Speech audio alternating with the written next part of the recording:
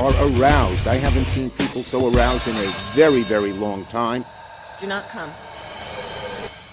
Do not come. Hello, everybody. Welcome to the Punch Up Pod with Lila and Pat, our Sunday night shit show. That is the latest we have ever started this show. We were both just bullshitting. Well, actually planning the show and like, oh, you know what? It's 5 o'clock. Maybe we should push that button. Let's push the button and get ready. So you guys are you'll wind down our what is it, Bob and Weave or whatever rabbit hole along with us because oh my goodness. How are you? How was your Valentine's Day? Uneventful. All right. Which is fine. Yeah. How about you? Yeah, we just had a nice little dinner. Josh and I and Asher, our firstborn. Yeah, it was nice, just to sit and face each other and talk was really nice. So that was good. And Asher got me a box of chocolates last week. Very thoughtful. A few days early so we could partake in the chocolates all week long. But yeah, so that was nice. Very, very low key, but nice. All right.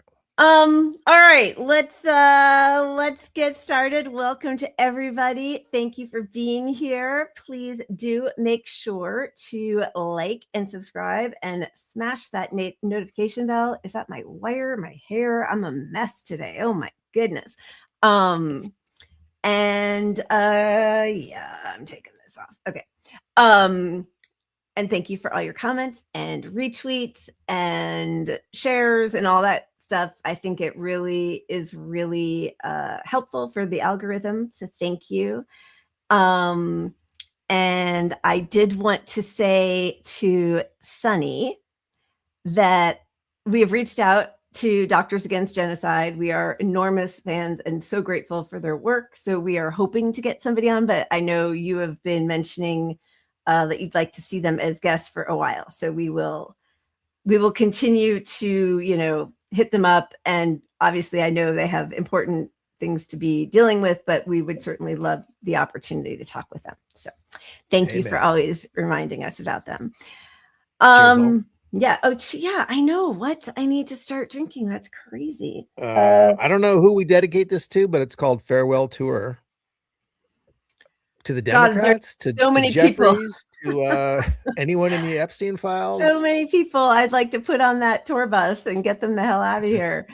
Yeah, it's I'll tell you, every day when I wake up, depending on when it is, and I text Pat like what shift I did of going down a rabbit hole in the middle of the night because like I catch a thought and I'm like, and like it just takes me down, and there's just so much depravity going on, and it feels like I feel like I'm in crazy town. I know we're going to get into the Munich security not confederation, not council, MSC. What is it? Oh my god. Committee? You guys. No, even conference. Yes. Yeah, but so two things happening in Germany, both the film festival, which is how we'll start after we do our fun cheers, Berlinale, and also the Munich Security Conference, which, wow. What you really realize is all that matters is presentation. To them, to these people. Yeah, everything is propaganda and PR, and how's this make our brands look? It's insane. Like they gave Marco Rubio a standing ovation.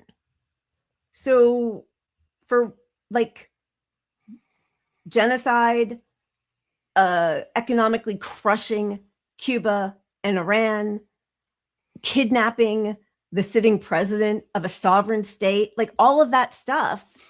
Saying we're going to attack Greenland, we're going to invade Greenland and we're going to take over, like all of that, that's so gross when Trump says it, but Marco Rubio does it. And they're like just giving him a big old standing ovation.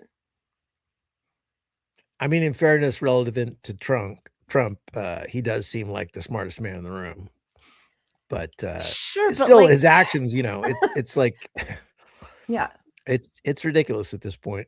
I mean, the world is both scared of us and laughing at us, and everyone is like, okay, so there's no check on democracy at all in America, so that illusion's gone. Like, if he wanted to be Hitler, he could be Hitler, and that could be happening. Yeah, and he happens to be enabling the Hitler in Israel. So, yeah, and also apparently lying to Trump, who thinks that we are in negotiations with Cuba, and Rubio has such a, I was going to say a hard on and I couldn't think of another word, so I'm just going to say it, for, regime change in Cuba, that they, like, the speculation now is that they're just keeping it from Trump, that they're like not even going to do any diplomacy, because of course, we don't even do diplomacy. But like diplomacy under this administration is sending our business people that work for Trump over to make business deals as part of the negotiation for peace with Ukraine, for example, or, it'll be the business guys. Jared Kushner. Oh my God. World famous peace negotiator. Unbelievable. It's just so disgusting. And the world is the leaders are silent. The world, like those dock strikers in Italy, there's strikes all over our country. I mean, the people are furious and standing up, but it is just amazing to see how negligent and derelict in their duties everybody in power is. Okay. Do we cheers first, right? Cheers. Is that right? Cheers it up. Okay. So here is a citizen protester taking charge and coming out to try to protect somebody who's about to be kidnapped by ICE. You're bothering your own fucking people. You're terrorizing your own fucking people just because they're brown. You guys are pieces of shit. You guys are pieces of shit. Fuck you. Fuck you. I have rights, motherfucker. Leave them the fuck alone. Leave them the fuck alone. We don't take orders from you, man. Back up. Yeah, you only take fucking orders from a pedophile rapist, you piece of shit. You want your fucking bonus so fucking bad, you broke bitch? You broke bitch? Give me your Venmo, I'll fucking PayPal you some shit, you stupid bitch, you broke motherfucker. Yeah, this is our fucking community. I went to school in this community. I grew up in this community. I'm not gonna let you fucking ICE pigs terrorize us, motherfuckers. Fuck you. Man, fuck you. Or what? Or what? You're gonna fucking shoot me? I'll die for this shit. You fucking pigs, get the fuck out of here. You don't fuck. What the fuck you gonna do, motherfucker? This is my fucking village, motherfucker. I went to school here. You fucking pigs. Valen mierda todos. Valen mierda. Valen mierda, hijo de su perra madre. You fucking pigs. You fucking rats. Get the fuck out of our fucking town, motherfucker. I'll die for this shit. I'll die for this shit, motherfucker. Yeah, motherfucker. Look at these fucking pigs. Show your face, pussy. Show your face, pussy. Show your face, pussy. Show your face, pussy. Show your face, pussy. Of course you won't. You're a fuck.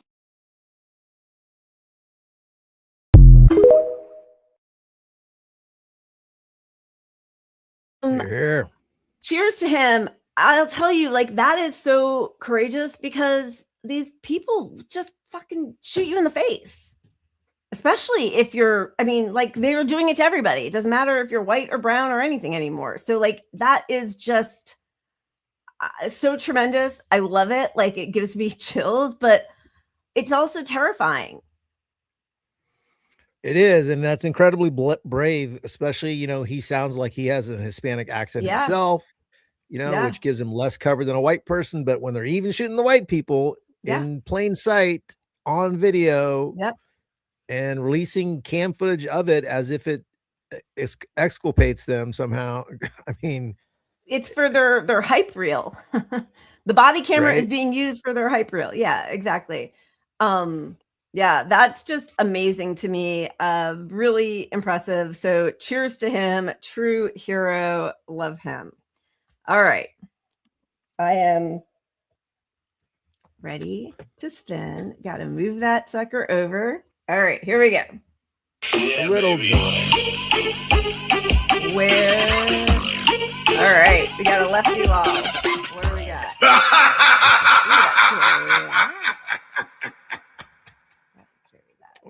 Let's go with Ari Shafir. I love watching your TikTok, which is next level. Clearly, that's expressed by my 13-year-old son. No, God, please, no, no, no.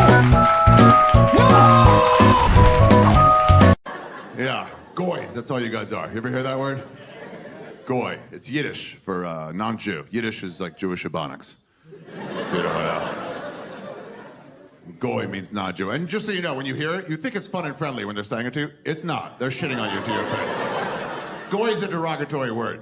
Probably my favorite derogatory word. Yeah, because most derogatory words, they single out one race or culture and make them feel bad. Not goy. Goy is the most inclusive of all the derogatory words. Do you know how pompous that is to have as your term for the other? That means to them it's 1/10 of 1% of the world. And then, ugh. Various shades of goy.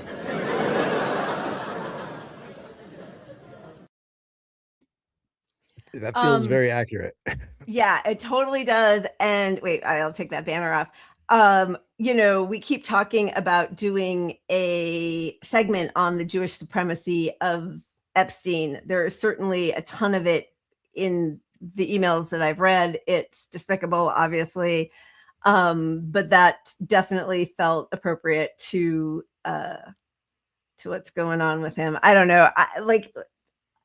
You guys, I believe every single conspiracy theory. I believe them all. I believe okay, them so wait. all. Yeah. Are Epstein and Maxwell, are they actually, well, are they both in Israel? That's my question too. Because you know, are they Epstein's both not dead? He's right in Israel. That's one of the conspiracies. That is, and you know, so you know, we filled up. We get 100 slots for graphics, and we're always way over. So I had to peel back. But one that I had up and I pulled down was his FedEx account was still up and running and active into 2024. Now, obviously, that could just be somebody using his email and his money, I guess. And also, it's so weird. Why would he continue to use his own name, right? Whatever. I don't know, but I believe everything. And you know, there's the footage of him walking around as an old, you know, with beard and everything. Yeah, but you know that the thing is that's AI, right? But what if it isn't? What if they just start telling us, oh, that's AI? Well, that's the thing. That's AI. That's the thing, is that it's not so much the lies, but of course they're lies. It's also nobody knows what reality is anymore. You know, that's the whole thing that now they're surmising that Pizzagate was. So now we have a connection between Epstein and what's his name? Jonathan Poole. Is that the guy who was the head of 4chan? I think he was the one who started 4chan. And between him, Epstein and Bannon, starting this very far right white supremacist sort of faction on the dark web to get this chaos going. But also QAnon was born out of that, and Pizzagate. And then there was this whole thing because Pizzagate apparently was debunked, although I'm sorry, I have seen some of the paintings in Tony Podesta's apartment, or, you know, whatever, penthouse. And they're all children with skinned up knees and their hands shackled behind their backs, and they're on their knees at the bottom of a pool. I mean, yeah. So well, my take on that is that, look, they most likely took a kernel of truth, knew that these things were happening on some level, extrapolated it, made a conspiracy theory out of it. But there's some truth to all of it. I mean, not that I ever believed Pizzagate per se as the pizza connection to the place. That's nonsense. But I think the part of that that's important is, I do think obviously the Clintons, you know, there were so many charities that ended up being implicated in child trafficking in Haiti that were being subsidized by the Clinton Global Initiative. There are so many issues there, and it feels like, you know, they're kernels of truth probably, but then once that's debunked, whatever that is, because they weren't right there in that pizza parlor, doesn't mean that those things weren't happening. Right. Then it's it's all crazy, right? And so that feeling of like not knowing what's true, the same way that they just like dump 6 million now, unsought through, coordinated or organized emails. Like, it's very difficult to know what's true, and they like that. That's actually the perfect.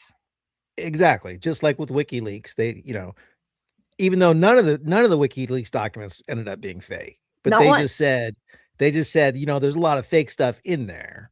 Yeah. And that's what they're doing with these files with Epstein, is like, well, and some of them are fake. Some of them were just like tip lines, evidence trails that were followed and were garbage. Right. And those are included, and you can't decipher for yourself if this is real or not. And that's exactly where they want us to be with it. Yeah. But man, you really start going down these crazy rabbit holes. Okay, let's start though with this film festival in Berlin, Berlinale, and just as a reminder of how they refer to themselves, they talk about themselves. To this day, it is considered the most political of all the major film festivals. This is on their official website, okay? Just as a reminder. So an intrepid journalist asks Wim Wenders, who is the chief jury, the head of the jury president for this year's film festival, about Gaza human rights. The journalist is named Thilo Jung, and we're going to put it up here. Political question was... Let me rewind. Okay, so there's Wim Wenders, who has also been political in his career. And here we are asking questions. A quick answer from everyone, because since Ewald said, change the world, this festival does not happen in a vacuum. The Berlinale as an institution has famously shown solidarity with the people in Iran and Ukraine, but never with Palestine, even today. So my question is, in light of the German government support of the genocide in Gaza and its role as the main funder of the Berlinale, do you, as a member of the jury, support this selective treatment of human rights? I think, does the jury want to answer? I mean, I think we also want to talk about films in the festival, but... Well, films are political, as you just said. Exactly. So. No, this is, the films are not political in the meaning of the word. I think you think of the meaning of the word. The films are, as Wim said, it's about empathy. It's about trying to understand. It's about having, making your own mind. And I think this is really like asking us this question is a little bit unfair, because, we are trying to not, we use the word change the world, but of course we are trying to talk to people, every single of the viewer, and to make them think. But we cannot be responsible for what their decision would be the decision to, to support Israel, or would be the decision to, support Palestine, or, we can talk about Senegal and all the other wars, you just pointed the biggest, but there are many other wars where genocide is committed, and we do not talk about that. So this is very complicated questions, and I think, as I said, it's a bit unfair asking us what do we think, how we support, not support, talking to our governments or not. Because that's the politicians, I'm speaking for myself. I go to elections, I vote, using my, right as a citizen of Poland, as a citizen of Europe, of the world. And I go to marches, I support causes which I think I should support. But all of us here may have other things and take other decisions. So I think asking us these questions and expecting the general kind of answer is not fair. I'm sorry. Thank you. We cannot really enter the field of politics. Yeah. We have to stay out of politics, because if we made movies that are dedicatedly political, we enter the field of politics, but we are the counterweight to politics. We are the opposite of politics. We have to do the work of people, and not the work of politicians. Yeah, I think Wim just, summarized what I was trying nervously to say. So thank you, Wim. Yeah. That was the summary. And vice versa. Thank I mean, first of all, not all genocides, right? Or all genocides matter. Like right away, they're like, why not? Why does that's the first trick, right? Is, I mean, October 7th, Israel has a right to defend itself. Why don't you talk about the genocide in, the Congo, Sudan, Yemen? Like they go through, which we do, but we all know the difference, right? But also, we're not political. Art isn't, everything is political. Like, what are you talking about? Everything is political. Yeah. What are you showing on the screen? What is she wearing? What does their house look like? What is his job? What do they, what does their street look like? Are they, every choice is political. All of it. And to remove that from arts and movie and cinema, I mean, that's just absurd. Like, that's the whole point. She could have hidden under the cover of like, individually, I don't want to answer for the organization. Here's my view or something, right? But she couldn't even do that because her view is disgusting. That's what it comes down to. Exactly. Because they're cowards. It's shameful. Of course they're political. And like, just as a reminder, this was 3 years ago, 2023. Vladimir Zelensky opens the festival with a call for culture to take sides in the war in Ukraine. Culture chooses a side when it decides to speak out against evil, the Ukrainian president said in a video message, and it takes a side when it remains silent and in fact helps the evil. They projected that at their opening ceremony. Not political. It is truly such cowardice. Yes. So Arundhati Roy, shocked and disgusted by jury's Gaza remarks, pulls out of Berlinale 2026. She announced she will not attend the Berlin International Film Festival following comments by Wim Wenders and other members of festival juries. And then she has her statement. Good for her. There is also Michelle Yeoh.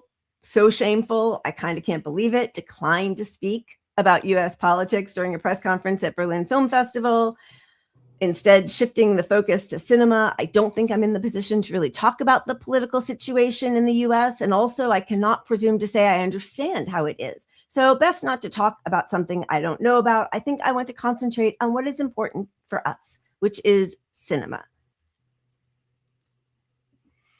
By the way, her husband, brave, in the Epstein files. I think I can't remember now who he hits. I have to look it up in the Epstein files.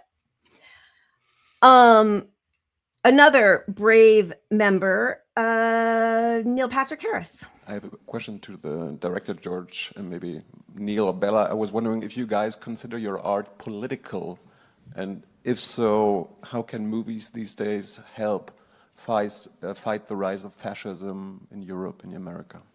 Well, I think we live in a strangely algorithmic and divided world right now. And so as artists, I'm always interested in doing things that are apolitical, because we're all, as humans, wanting to connect in some way. That's why we experience things together. And so when you get to go to a film where you're caring about the people, you're caring about the heart of what's happening. You're watching this film of these young adults growing up under the umbrella of a world where some of them won't. And I think that is so touching and also kind of exciting and rebellious and horny. And it's fun to be able to witness that without having to process it through a contemporary lens, right? It is so current and yet timeless. So getting to spend time in strangely sunny Glasgow, Scotland. It didn't rain once, for the entirety of the time we were there. It cost us a fortune turning off the rain. And then getting to just hang out with these amazing people who've had illustrious careers and who are sort of starting their careers. And I don't know, getting to live with them and watch them all grow together as a little group of artists outside of the the world conversation was quite unique. Loved doing it. Thank you. It makes you horny, but it's not. What? Horny? That was the weirdest interjection of horny I've ever heard. But so right bizarre. After he was talking about young men too, by the way, not that, like the what connection is. And we're not gonna like. He has been political. Like he exists as a gay man, and he talks about that just the way Palestinians exist as an occupied people, and they're not allowed to because somehow that's insulting to Zionists. Well, homosexuality is insulting to right-wing nut jobs, right? Like we've seen that. They don't like it. That's too woke, whatever the hell. But like he's been political. That's political, right? Yeah, the humanity and the empathy for people in their real situation is what matters. That's why art is so powerful and can tell a story that the news can't in another way. It connects on a deep, visceral level that's like completely different. I mean, he's making the case for AI in movies right here. Basically, like if you're going to neuter it all, if it's all going to be just something that everyone pleases, is pleased by. I mean, that's the crappiest. Like an artist that tries to create art for his audience is always a bad artist, right?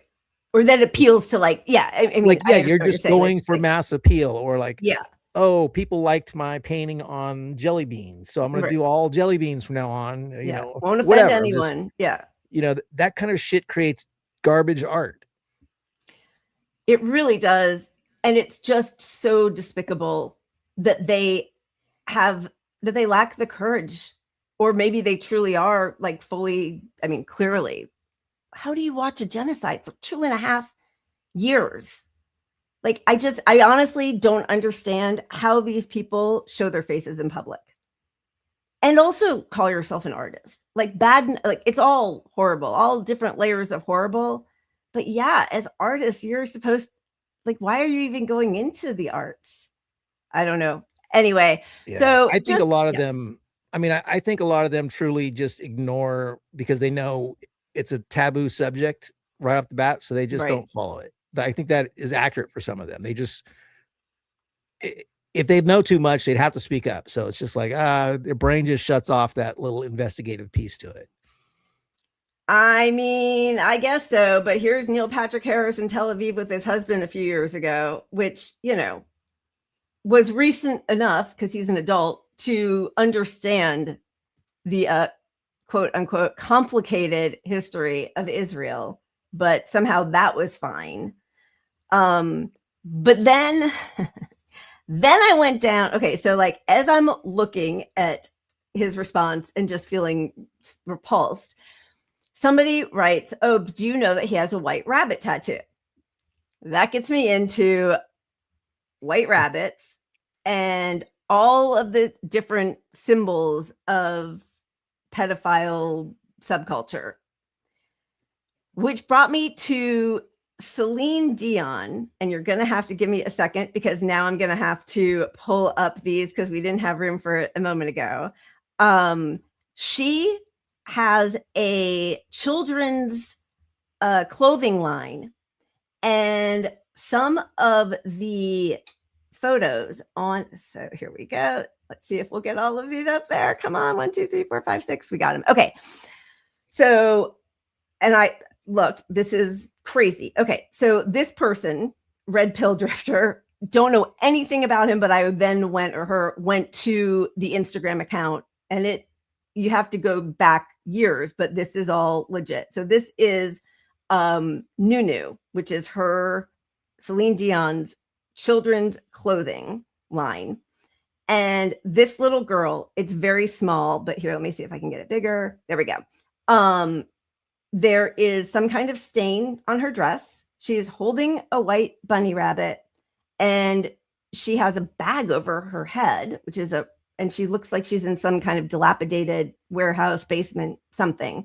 So apparently the white rabbit, the white bunny, is a symbol that somehow looks like the chemical compound for adrenochrome, and is also tied to Alice in Wonderland, the Mad Hatter, and Lewis Carroll, who allegedly had an uncomfortable stockpile of photos of children. And that becomes a thing that possibly that's why Playboy uses the white bunny. Like it became this whole thing. I'm going to let you say something because there's so many more of these. Tell me what you'd like to say. Oh, you are muted. Oh, I am going down this rabbit hole with you. I need to investigate more of this myself, but this white rabbit stuff does seem to be real on some. I mean, it existed before this. This isn't something they made up now for, didn't come out of the Epstein files. This white rabbit thing's been around. Right. Yeah.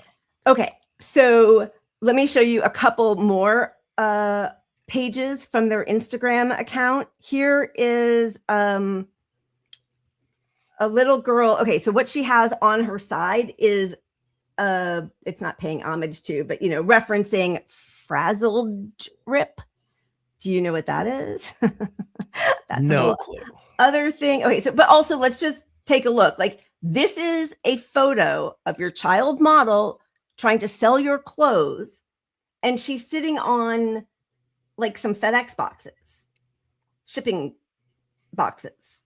Yeah, in the weird. Dark, like it's a creepy image. Yeah, like it doesn't look happy. Like it looks like she's stuck in a shipping container. Yeah. Right? Apparently the frazzled rip reference has something to do with the QAnon Pizzagate stuff that allegedly, I mean, this I don't believe, but this is where it stems from, is that Hillary and Huma Abedin, Anthony Weiner's wife, had a snuff film with a child. And so that's like the lore. And then they, destroyed the zip drive. That is the idea. That is what that references when, like in the QAnon rooms, when they're talking about it, that bloody handprint. But also, like, why are you putting a bloody handprint and the Wilson face thing on the child's sleeve? Why are you putting a bloody handprint on a child's bathing suit? Why are Ellen DeGeneres and Jay-Z also wearing your clothes that have that bloody handprint on it? So this is all the new collection. Children's clothes, mostly. Yeah, it's a lot. I mean, I worry that that some of these connections are Pizzagate nonsense too. That's the thing. 100%. But so this is Celine Dion's clothing company. I'm about to show you her ad for her clothing company. And first off, I cannot stand Celine Dion. Yeah. With every ounce of my body, I cannot stand her. So if there's a villain here, I hope it's her.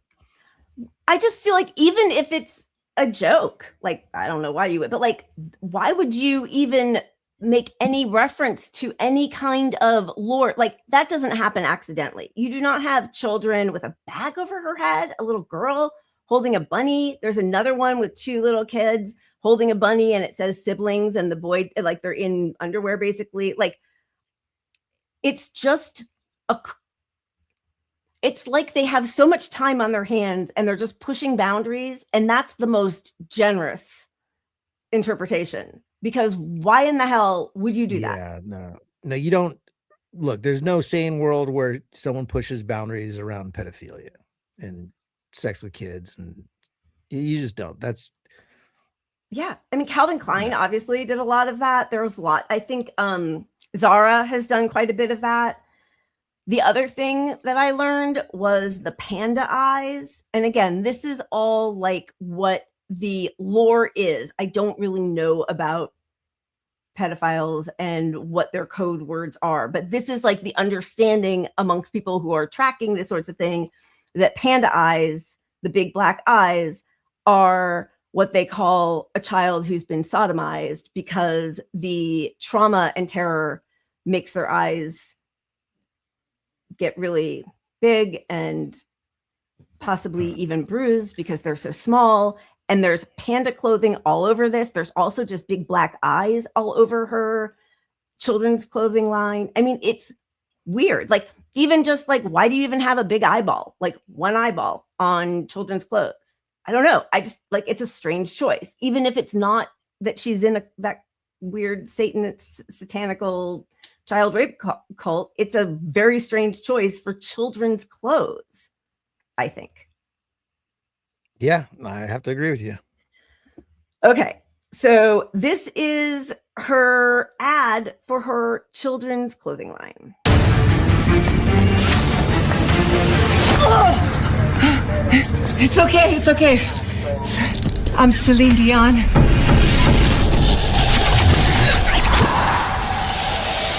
Our children, they are not really our children, as we are all just links in a never-ending chain that is life. For us, they are everything. But in reality, we are only a fraction of their universe. We miss the past. They dream of tomorrow. We may thrust them forward into the future, but the course will always be theirs to choose.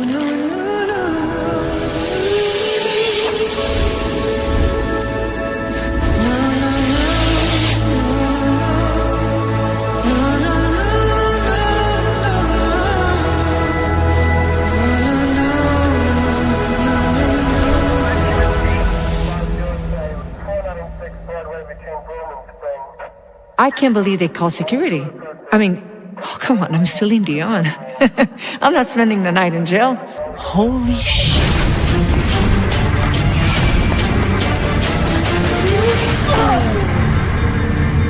Guys, relax, easy. I'm Celine Dion. Yeah, girl, and I'm Beyonce. I'm calling my agent.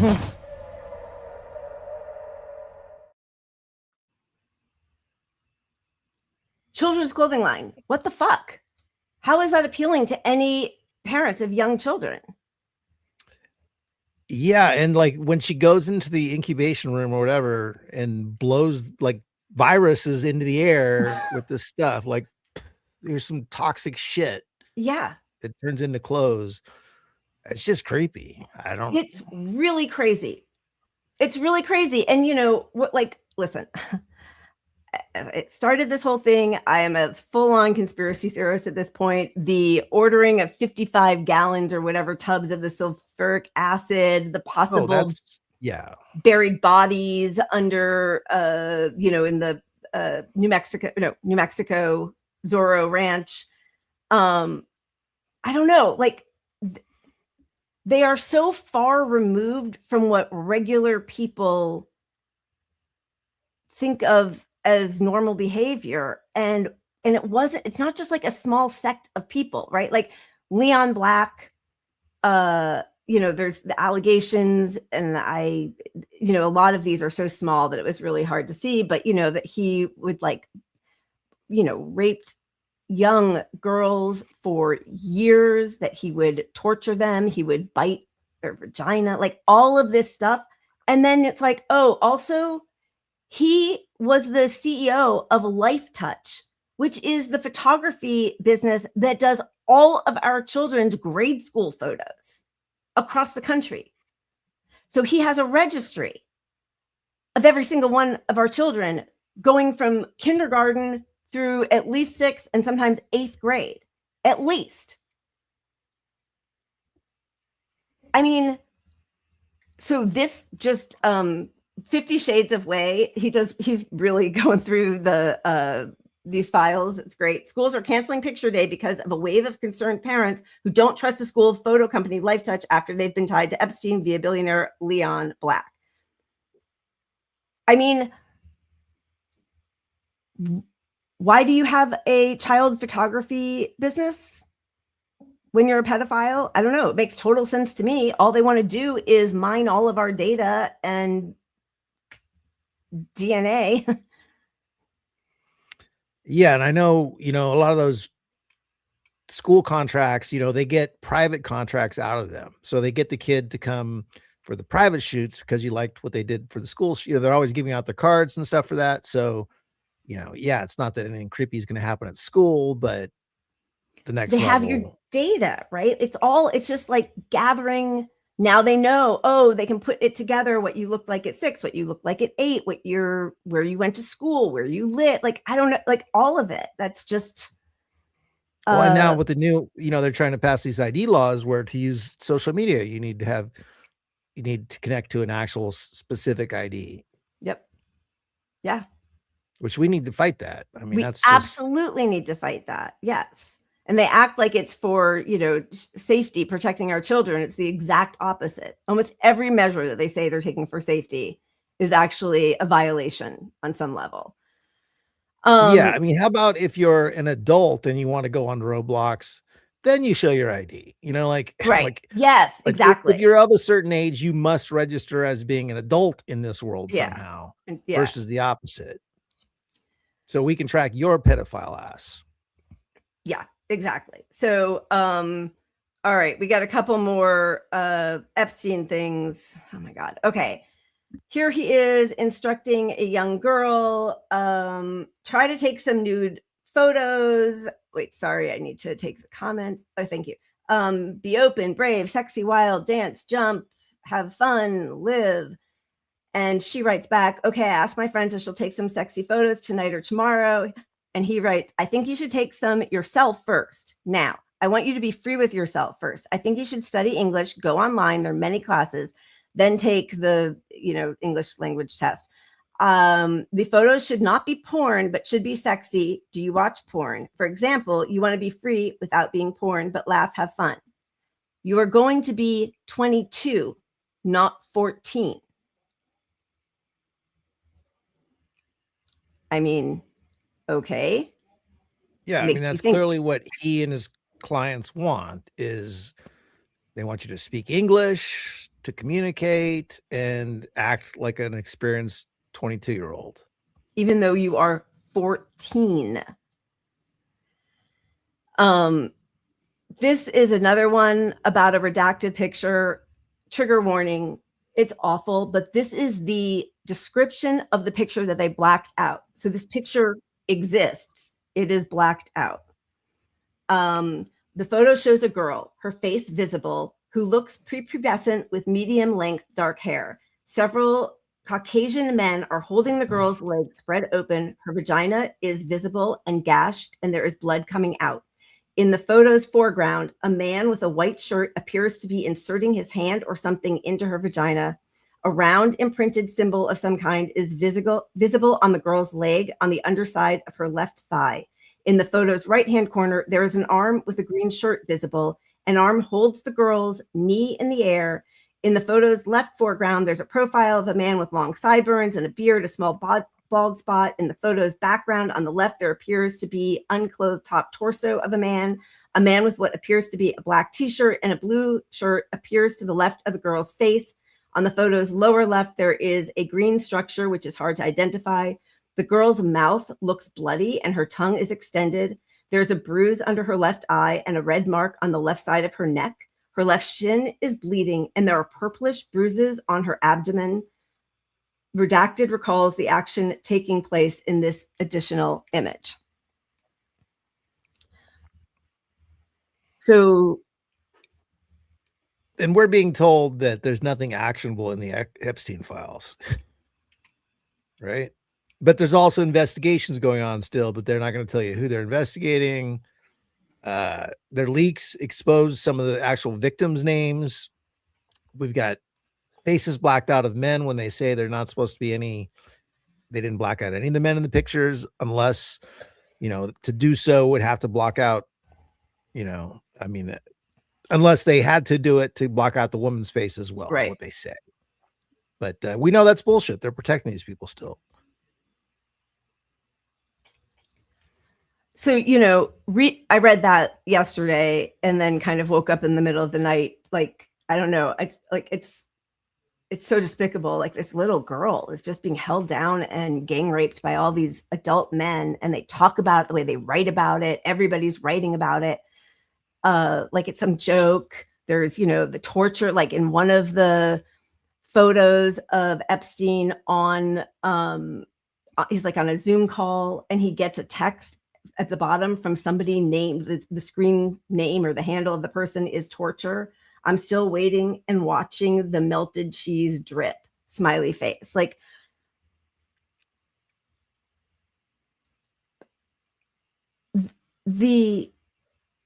I don't know, like the utter depravity. So of course they don't care when they're bombing children and shredding them to bits or starving them, or they have scabies or whatever. Like these are, they're not even animal, like they're nothing to them. It's so upsetting. You're right. And, you know, once these people are exposed in this world, they're further owned by most likely Israel, Mossad, Russia, you know, all the connections to the intelligence that he was, you know, this stuff is all born of his own depravity, but it was weaponized to basically own our politicians and own business and get rich, get everybody rich. And so everybody involved in it has to shut up because they all know of tons of crimes, and all these people involved know of their crimes, and they're all connected to Epstein, and they all know it. It's mutually assured destruction. That's the whole deal. And that's why it's been quiet for this long. Yeah. And it's why both parties pretend they're going to do something about Epstein. Yep. The Epstein files, and never do. I mean, now Ghislaine Maxwell is saying that she has exculpatory evidence for both Donald Trump and Bill Clinton. Of course. That's convenient. Yeah.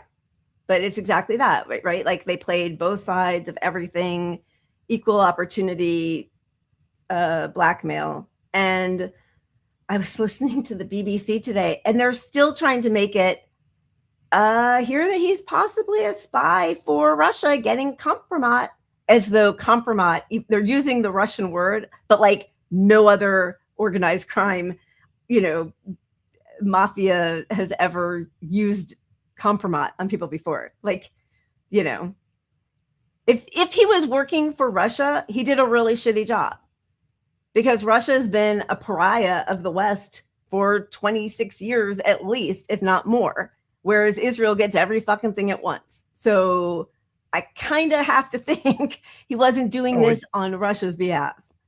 No, it's so obviously Israel. I mean, right. There's no doubt about it. Which isn't to say, of course, he was meeting with oligarchs, any rich person anywhere, UAE, Saudi Arabia, Russia, like, of course he was, but like, that's different from working an angle for them, right? It's just crazy.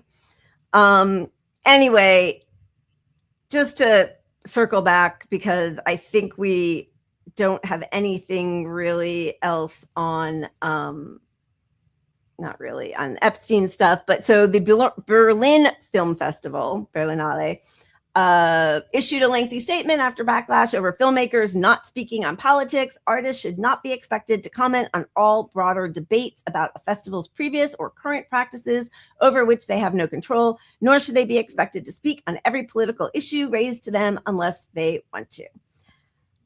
Meanwhile, two filmmakers who in their forum speech made an indication of their support for Palestine concluded by saying, from the river to the sea, they are now under German police investigation. So it's not all political until it is. I don't know. Hey, and I mean, you know, one good thing in Germany is that they did, the courts there did rule that the Palestine action is lawful. That's right. So that's huge. You know, there's a small win in the big fight, but a big victory nonetheless. Yeah. For free speech. But look, if you can't speak up at a film festival, who do you expect to speak up? Like, these are the artists. These are the soul. And it's also, as we showed, like on their website, they talk about themselves as the most political film festival in the world.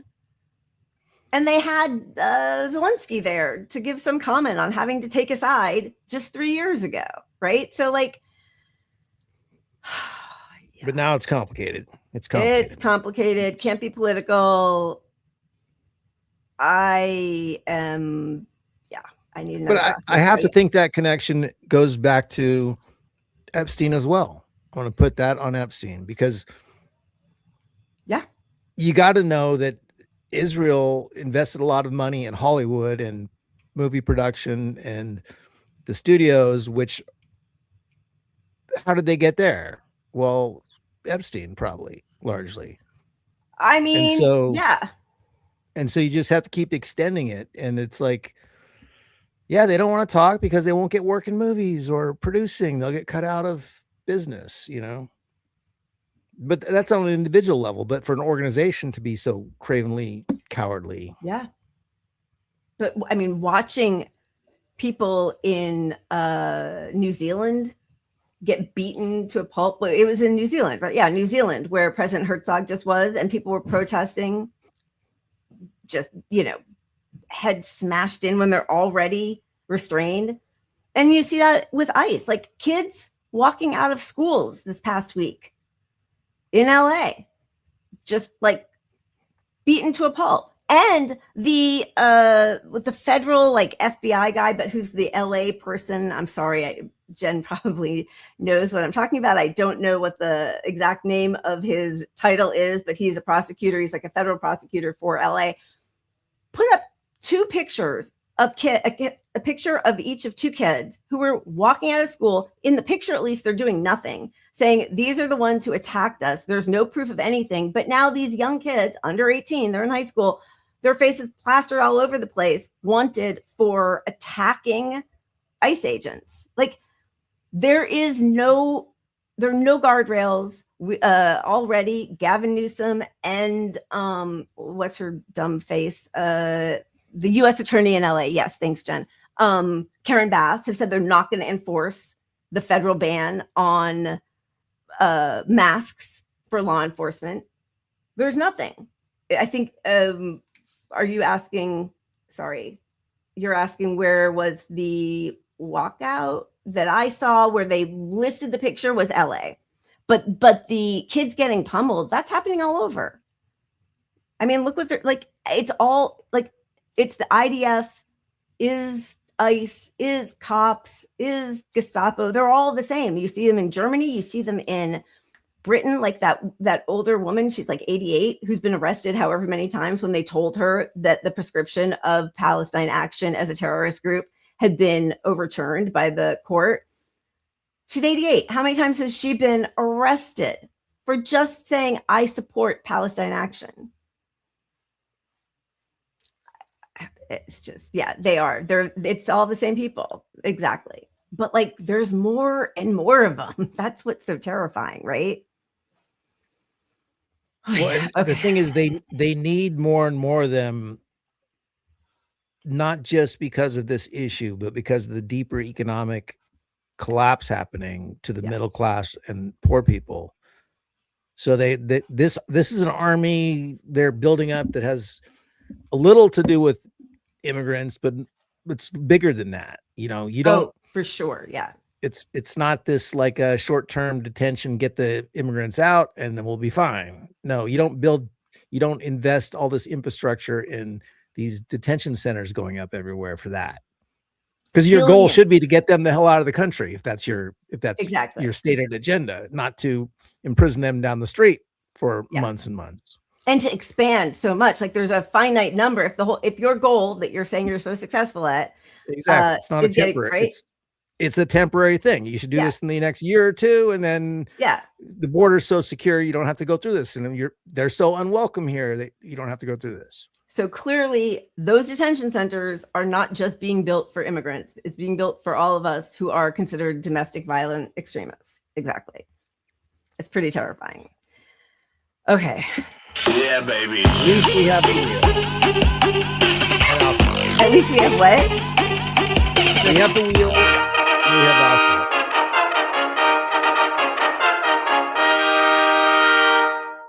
I will be pouring myself another glass of wine while you choose. This is the Drewby. I think this was on Higseth. Hello everyone, thank you for coming. F*** you, I hate you all. We have a very exciting announcement for you today. Here to tell you about it is Pete Hegseth. Oh, what's up, fucker? Oh my goodness, Peter, you okay? Holy fuck, is he ever not drunk? It's like the only human I've ever seen that needs a fucking kickstand. Hey, fuck you, bro. Fight me. Get fucked, you duster. You're not fighting anyone. You're a human tilt-a-whirl. Excuse me, Pete, the announcement? All right. We're using AI in the Pentagon. We're using Grok. Why'd you pick the dumbest fucking one? Are you gonna put all the terrorists in bikinis? Excuse me, it's not dumb. Hey, Grok, how old's Caroline's husband? Oh my god. Nicholas is currently 60 years old. Is it normal to have a fucking baby at 60? No, for lack of better terminology, it's fucking stupid. Okay, what the hell? Pete's in the video. How am I the target? Is having an age gap with your husband larger than your actual age a fucking red flag? Okay, this is ridiculous. Yes, but a solid option if no one in your age range likes you. What a stupid AI. I'm sorry. Would you like me to put someone in a bikini?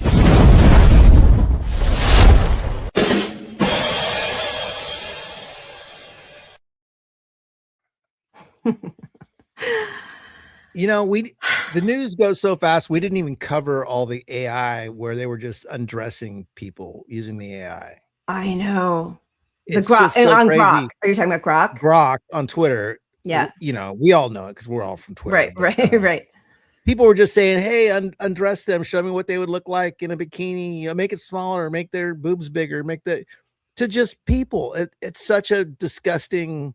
That's where all those life touch photos come in handy. And Musk was loving it. He was thriving, living in that world of like, haha, I'm doing this. It's the meme culture. It's like, haha, yeah, this is not cool, but look how brave and look how fun the internet is again, you know.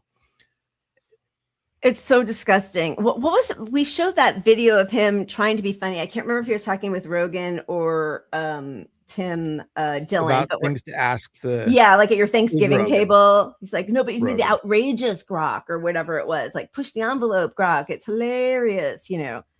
It'd be the funniest thing ever. I mean, while his brother was all over the Epstein files, Kimball Musk was there was a young woman who was procured for him that he dated for quite some time and got her. I don't know. Like they're all such scum. And also, why are they asking Epstein about relationship advice? That makes no sense to me at all. Men and women.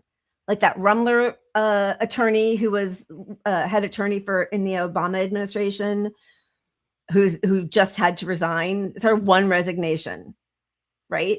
She just resigned from Goldman Sachs because of her long-standing relationship with Epstein. And Larry Summers. Okay, so just like moving towards Israel, they hate Francesca Albanese for the special rapporteur for Palestine, who has made the case that many countries and companies are complicit in this genocide. And in a Zoom call to an Al Jazeera forum, she explains that watching this genocide unfold and seeing all of the most powerful people in the world and countries and businesses circle around to protect a country that is committing genocide shows that the powerful elite are our common enemy. It's the enemy of freedom. It was edited to make it seem as though she said, Israel is our common enemy. So right away, all, UN Watch, which is basically like, Israelis and Zionists have been saying for years that, anybody who accuses them of apartheid or ethnic cleansing or genocide or raping children or, stealing land or anything or occupying, dominating is an anti-Semite, and it's blood libel and anti-Semite. So UN Watch goes after the UN for their very tepid, proclamations on Israel's war crimes, genocide, apartheid. So this was put out. The one on the left is the edited version. Instead of stopping Israel, most of the world has armed, giving it political excuses, political sheltering, economic and financial support. We now see that we as a humanity have a common enemy. This is a challenge. The fact that instead of stopping Israel, most of the world has armed, given it political excuses, political sheltering, economic and financial support. This is a challenge. The fact that most of the media in the Western world has been amplifying the pro-apartheid, the genocidal narrative is a challenge. And at the same time, here also lays the opportunity. Because if international law has been stabbed in the heart, it's also true that never before the global community has seen the challenges that we all face. We who do not control large amounts of financial capitals, algorithms, and weapons. We now see that we as a humanity have a common enemy, and freedoms, the respect of fundamental freedoms, is the last peaceful avenue, the last peaceful toolbox that we have to regain our freedom. Yeah, classic. First of all, Israel is our common enemy. So is the US. Like, fine. Yeah. But like, she didn't say those words. Exactly. We said it. I said it. You said it. But yeah. She's being diplomatic and not saying it. And it is a bigger issue, obviously, because, you know, there are plenty of people who are Zionists, who are also white supremacists, who are, you know, who hate Jews, right? Like, you can be all those different things. So there is a bigger imperial, colonial, capitalist force that she is talking about. Like, even if Israel just disappeared, those forces are still there that are trying to erase history, control our language, control our social media, control our thoughts, the news we get, right? So like it's bigger than, it's just that is such a... Yeah, she was pointing at the bigger picture. Exactly. That was the whole point of her message, really. It wasn't what they made it out to be. Exactly. But of course, you know, she's already sanctioned by the US, which means she can't do any business anywhere where they do commerce in the US dollar, which is pretty much every European country, all of the US. So she's already being sanctioned.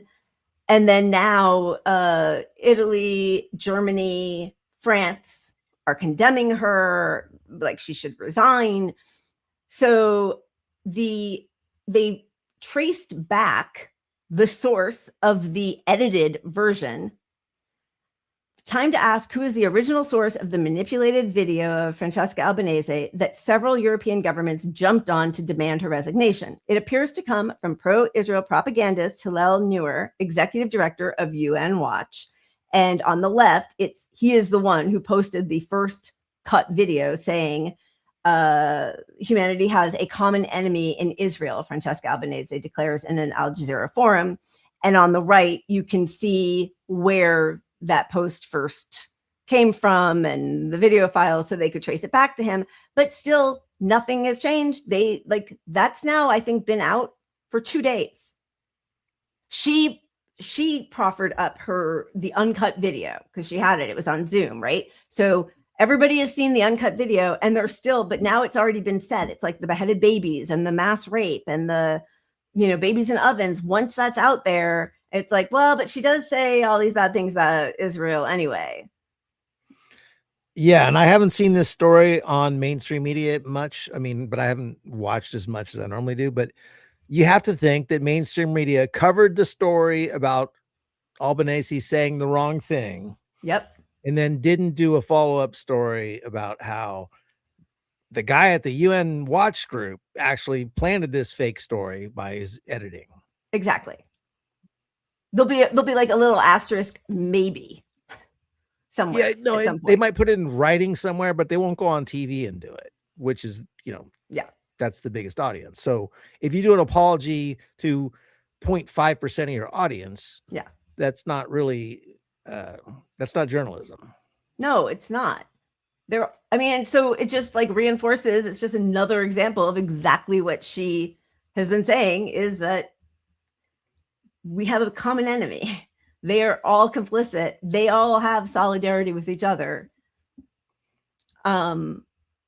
You know, and this report came out, you know, it's much longer, but this was let's see, 100-year analysis of the Jewish Chronicles' own archive, researched by Professor Nev Gordon, exposes how the Jewish Chronicle instrumentalizes a Zionist notion of anti-Semitism to generate moral panic around Palestine solidarity.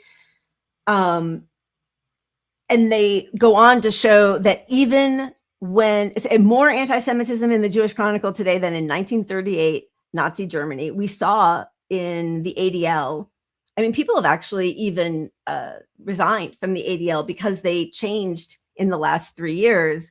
They're counting, you know, Free Palestine, From the River to the Sea, even Globalized Intifada as anti-Semitic remarks. So if you are at a rally and you hear it 70 times, each one of those counts as another incident of anti-Semitism, according to the ADL now. So they're like, oh, it's skyrocketing everywhere, right?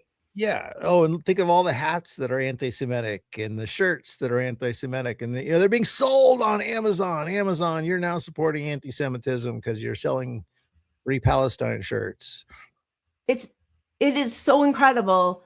So what was it? I think it was in 2023 at the beginning, before October 7th. It might have been 2022, where Lawyers for Israel in the UK insisted that a hospital remove all the drawings by Palestinian children because their Jewish patients had lodged a complaint. Now the British Museum is removing. The British Museum received complaints that it was using the term retroactively to describe regions and civilizations that had existed before it was coined. So they are removing Palestine from ancient Middle East displays. Also, this was earlier this year, Encyclopedia Britannica for kids. They are changing their website following a complaint from the UK Lawyers for Israel concerning historically inaccurate and misleading descriptions relating to Israel, Palestine, and Judaism. You know, we have seen, obviously, that Israel destroyed all of the libraries, the schools, the museums, the graveyard, the cemeteries. They are destroying history and memory. They're just wiping it away. Completely. And when the fusion happens with AI telling us everything, because we're not going to books anymore. Yep. And AI is owned by the same project, and the investors in AI are all Zionists because that's where the money is, and the tech. So yeah, it's just going to be, you know, U.S. never had slavery. In fact, we ended slavery first. We were the good guys in the slavery. Yep. We're already getting told that by some MAGA folks. And they're removing installments that were, like, you know, testaments to our historical slave owning country from different museums and exhibits here in the United States, the Smithsonian exhibits. And they're putting back up some of the statues we ripped down a few years ago. Yep. They're going back up. So we're going to end up hearing that, you know, there was no Civil War, or, you know, the other guys won the Civil War. They're just going to redo it all. It doesn't matter anymore. Like, they just don't give a shit. It's terrifying just to erase a whole people. Okay, so. And yet the left erased one. He's now going to be in our textbooks. Yeah. Charlie Kirk, man. We're going to have Charlie Kirk Day. There's going to be at least a page in every kid's class book about what a hero he was to free speech. Oh my God. It's really too much. And then, you know, you have, like, this is, so Elon Levy puts out this, like, disgusting video saying that Palestinians are an invasive species. Hi, I'm a cane toad. I'm a poisonous invasive species in Australia, and I've been spreading toxic lies about Israeli President Isaac Herzog. I claimed he said there are no innocent civilians in Gaza. What he actually said was, I agree. There are many, many innocent Palestinians. But we're still going to kill them all. There was a crazy interaction between a YouTuber, Jeff Davidson, with an IDF soldier. It's kind of hard to hear. We just cut like 20 seconds of it because it goes on for several minutes. The soldier just bragging about killing all Palestinians and raping them too. Yeah. Hey, don't worry, and we rape them also. We're not just killing. We're raping also. Okay. Oh, you're raping also. Yeah. Hey, bro, I'm letting you know. Good. Hey, I'm gonna let you know right now. I'm streaming, bro. You are gonna be fucking hated by every American, dog. Bro, I don't give a fuck. I just show you a picture, okay? So, just going back to what you had said about, the All-Star game is happening in San Francisco. I think tonight, right? And one of the players who it seems that everybody hates. Oh no, where is he? We talking about the guy LeBron was talking about? Yeah, who on his All-Star jersey, he's got, wait, I'm finding it here somewhere. He's got an Israeli flag. But like the NFL player, it said he either wrote Free Palestine or Stop Killing Children or Stop the Genocide or something, and he was fined by the NFL. But you can wear something that says, you can wear an Israeli flag that is currently doing a genocide like crazy. Denia Avdija or whatever.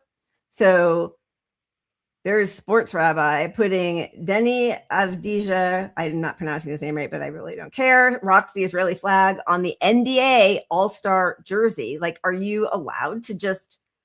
I thought we weren't allowed to do politics in sports, but you can put a fucking Nazi flag on your jersey. I mean, somebody in the NBA needed to challenge that immediately and put on a Palestine flag. Like, and they'd get fined. You have to challenge this bullshit. Yep. Make them fine you. You know, like instead you're going to be LeBron James and come out and say, well, I might go to Israel. I got a lot of fans in Israel. I hear lots of good things about them. Good thing. You hear lots of good things about them. I will say Spike Lee has disappointed me many times, but this is how he's showing up tonight. Longtime New York Knicks fan, courtside at the 2026 NBA All-Star Game in San Francisco. Deni Avdija, a former IDF soldier and current Portland Trailblazers forward, is making his first All-Star appearance during the weekend's festivities. Lee is wearing a checkered Palestinian keffiyeh-style jumper and a strap patterned with the Palestinian flag, along with multiple red triangles, a symbol used in videos by Palestinian armed resistance groups to mark Israeli military targets. Looking good, Spike. I appreciate that. Yeah. And, somebody mentioned Steph Curry, who he'll get political occasionally, but he's also one of those little safe bastards when it comes to speaking up. And, but kudos to Steve Kerr, the coach of the Warriors, who has always been very vocal, supporting Palestine. Yeah. He's a little Trump derangement syndrome too. Yeah. But He's a little bit of a yeah. He uses he's like, fuck it, fire. I'm rich. Like I've been a coach forever. I don't give a shit what you do to me. And that's how you should be when you get to Steph Curry has some Zionist connection, something with Israel. I just was reading about it. I don't know, which was kind of really disappointing, but yeah. But this is also the Minnesota Timberwolves just today, after that was released with the IDF player who had the flag. They released this of one of their favorite moments of Jaden McDaniels dunking on him.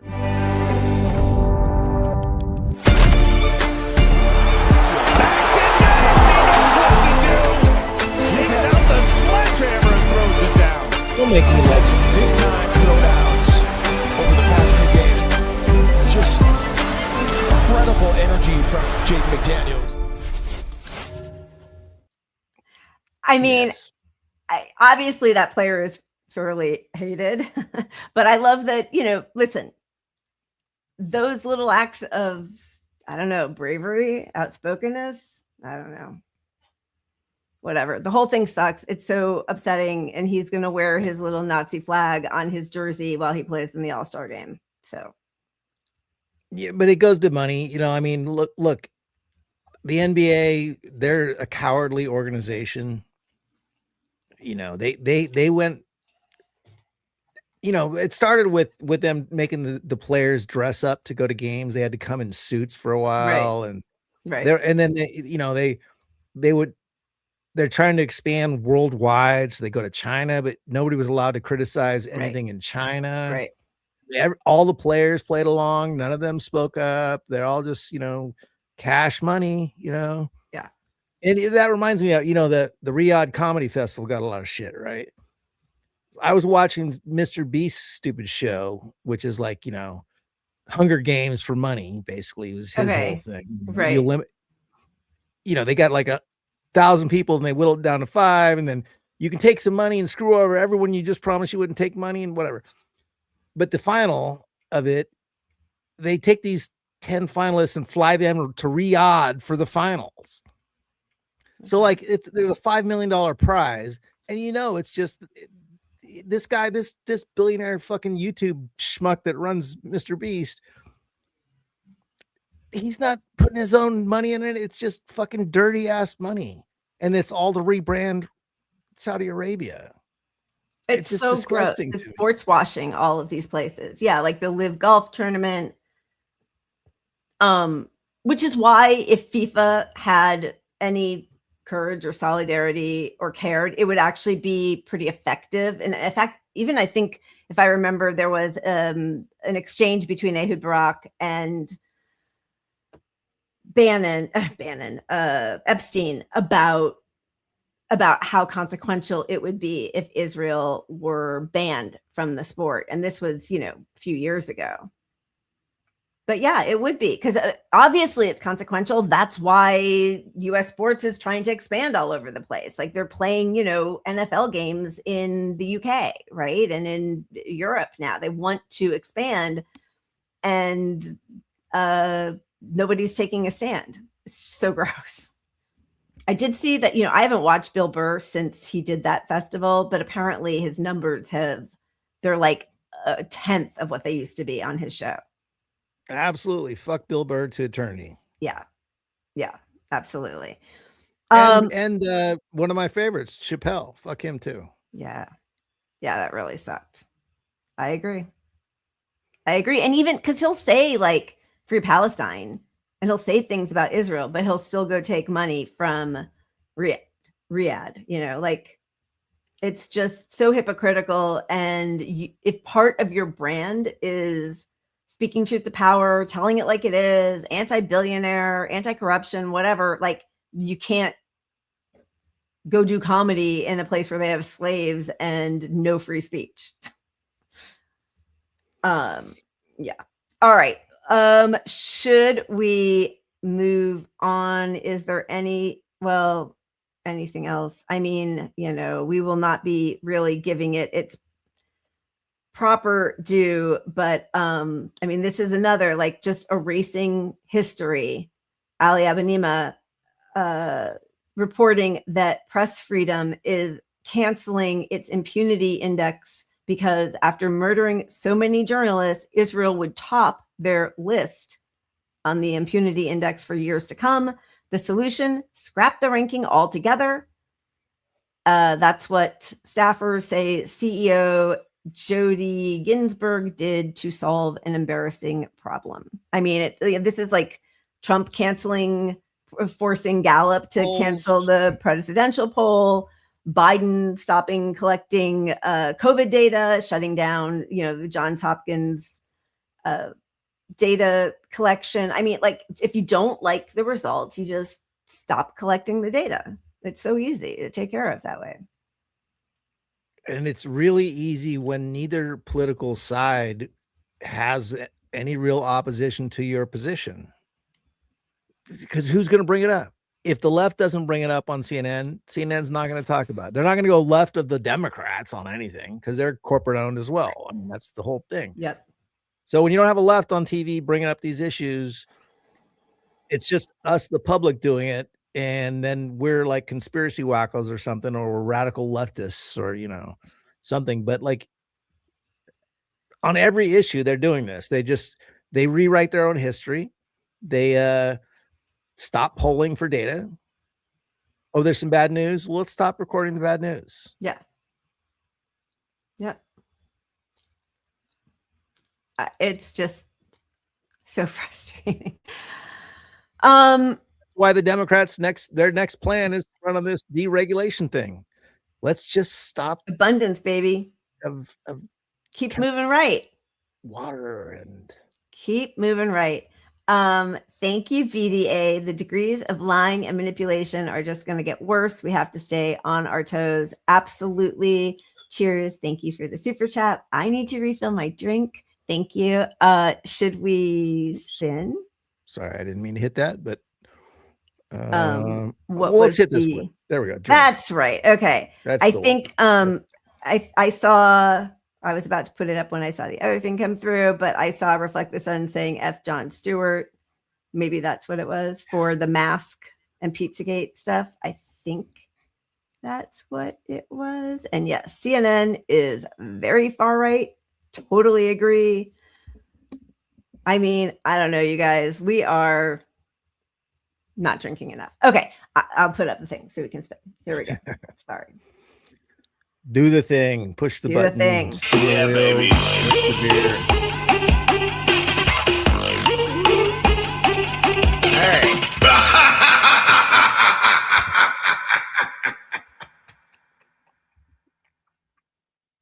All right. I love watching your TikTok, which is next level. Clearly, that's expressed by my 13-year-old son. No, God, please, no, no, no, no.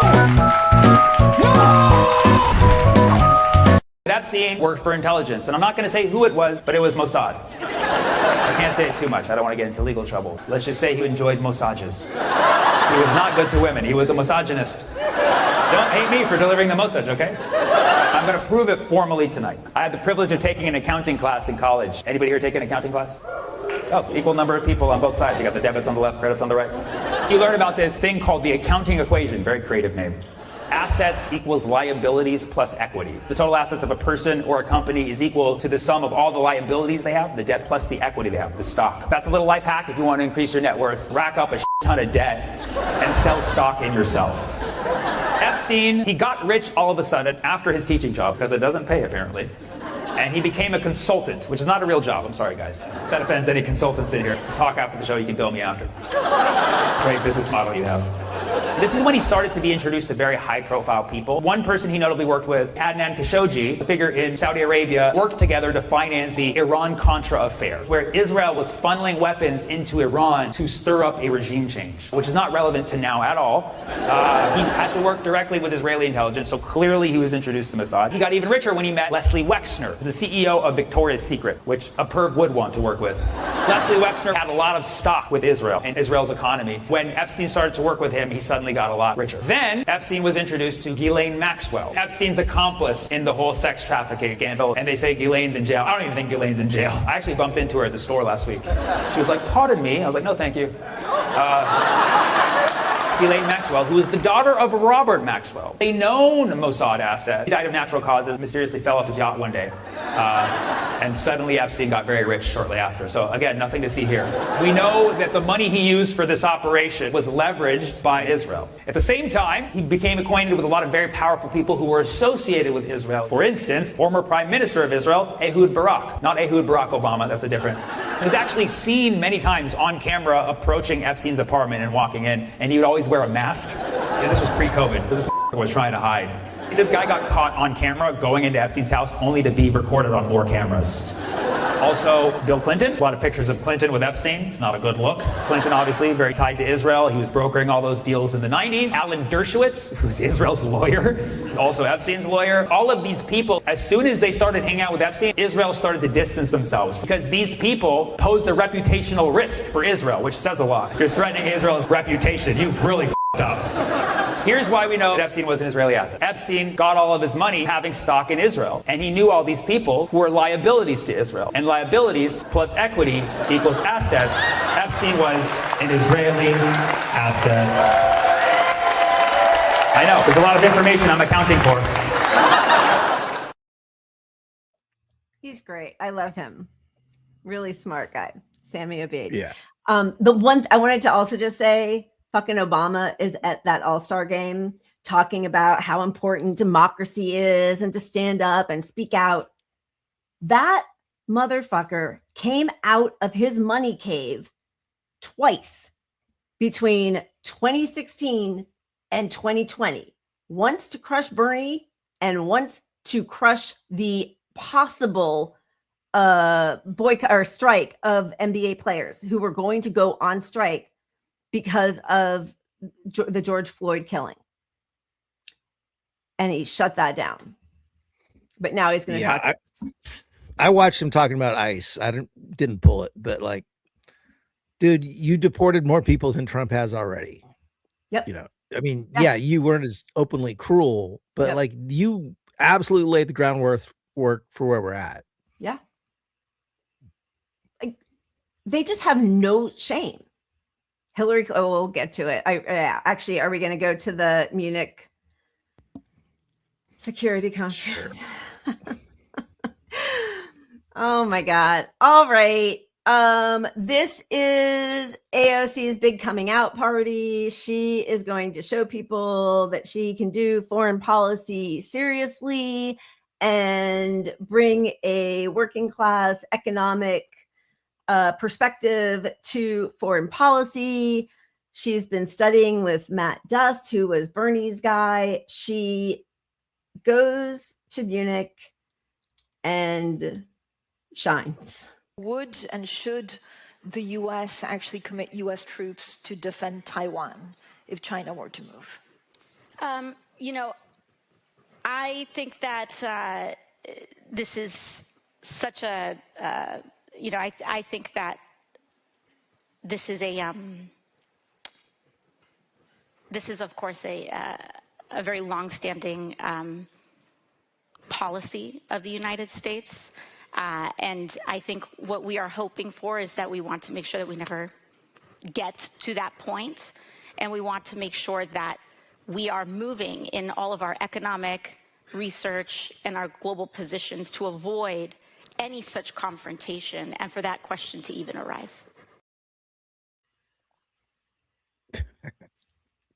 Like, what in the fuck? What I am doing is talking around in a circle, hoping that your question never arises again, because I am so bad at answering these types of questions, both economically and regionally at this moment in time.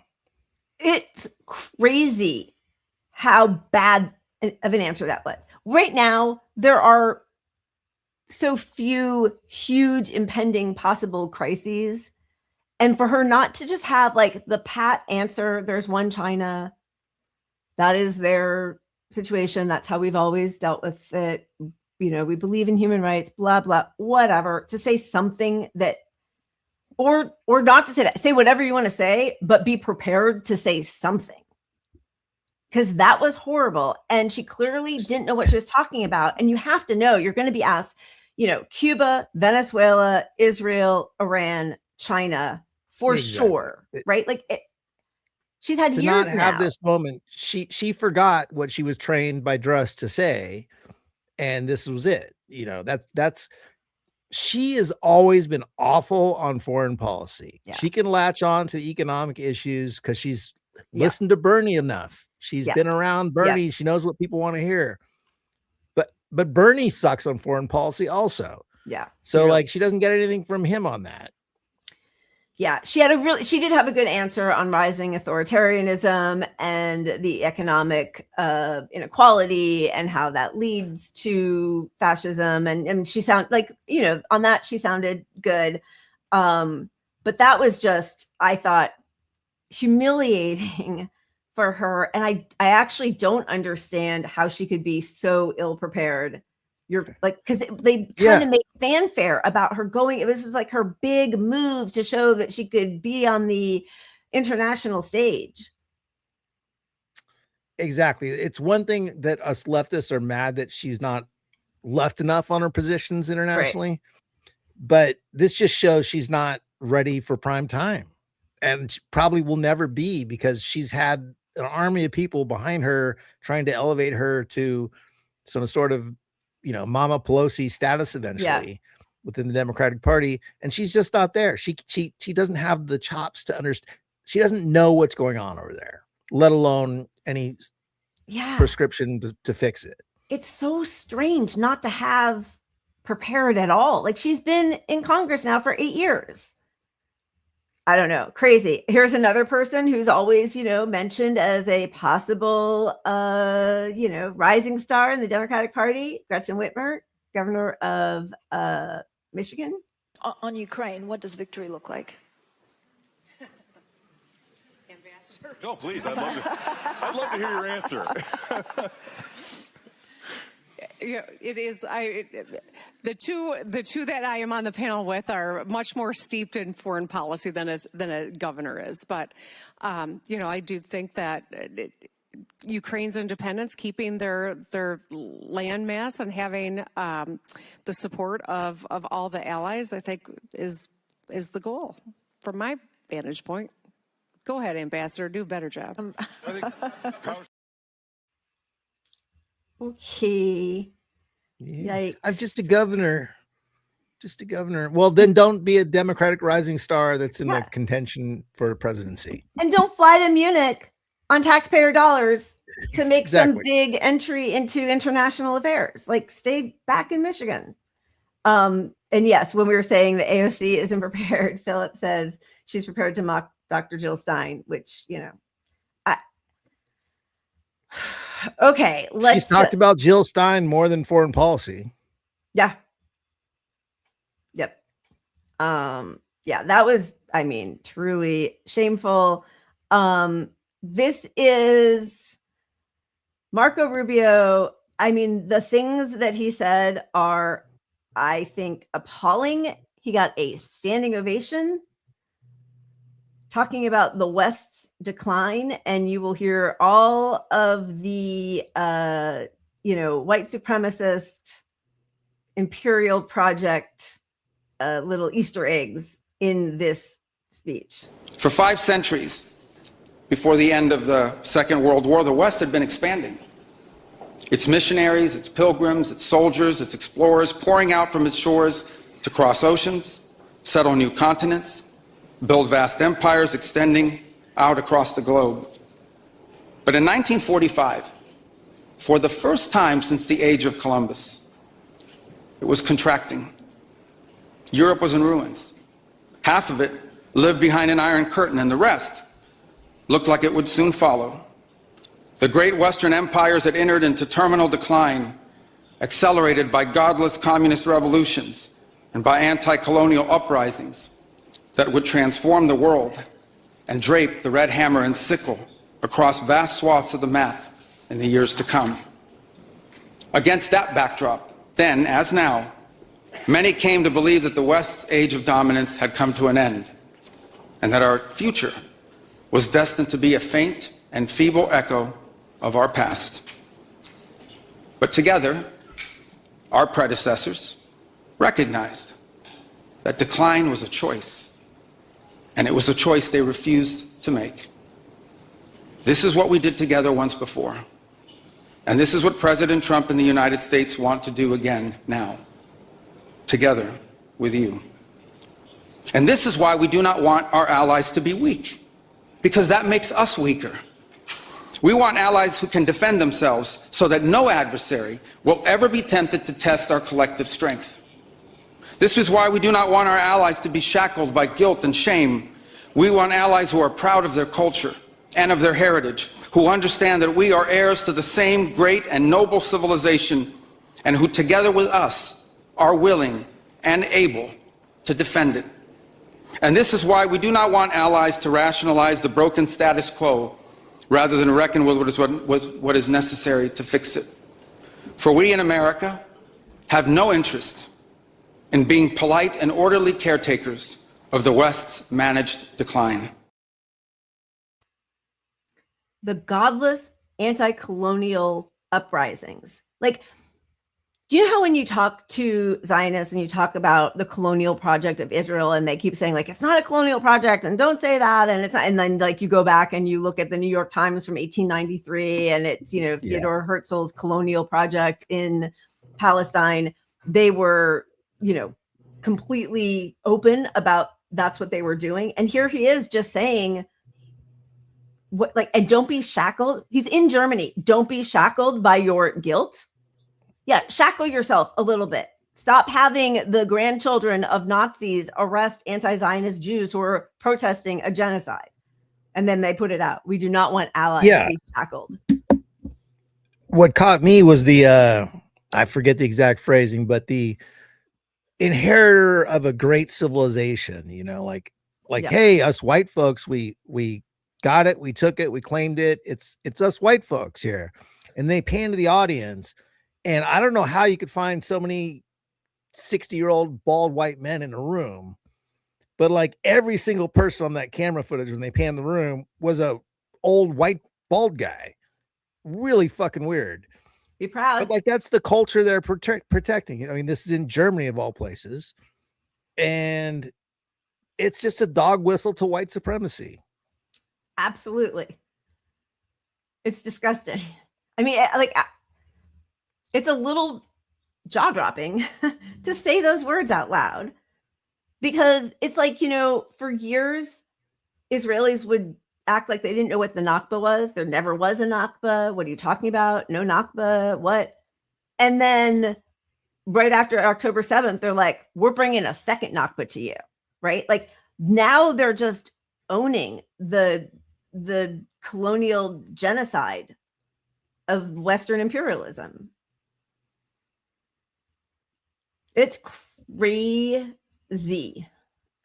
Totally crazy. And you know, around the world, all these right-wing groups came to power as a reaction to the left being pieces of shit that didn't give them anything. Because, you know, the left is supposed to be the group across the board bringing you, you know, healthcare policies that benefit the little people. And the left internationally has failed everybody because every group, not just America, is just predominantly owned by capitalist interests. And it's just gone so far that everyone said, well, fuck the left on this. Let's wreck the system somehow. Yeah. But now we're in a new phase of these authoritarian people on the right doing things despite what the people think, because the people that they're around are all getting rich off of it. And so instead of the left fighting back with actual socialist leftist policies, they're like, we want some of the money that the donors are giving you guys too. And we want to all get rich and fuck the people too. We don't care. You know, Rutger Bregman, you know, we've shown the clip. I'm sure everybody's seen it so many times. But when he went to Davos several years ago, and he was like, you're all flying, all these billionaires flying in. How do we solve the world problems? And he's like, it's very simple. We have to tax people. Like the time that America was great, they were taxing people progressively, the wealthy at 90%, 92%, I think, even under Eisenhower. That is what made America great.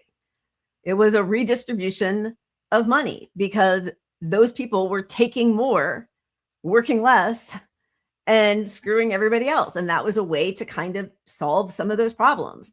And now you can't even have a one-time 5% wealth tax on billionaires. It's just gotten so much worse because there's no left even pretending to fight for us. We should really pull the clip of that guy at Davos and play it like, you know, every couple of shows we should show that clip, because it's like, it's just the truth that everybody needs to hear, and everybody needs to know that one fucking truth. You know, he started this new organization. I think it's an NGO. Excuse me, sorry.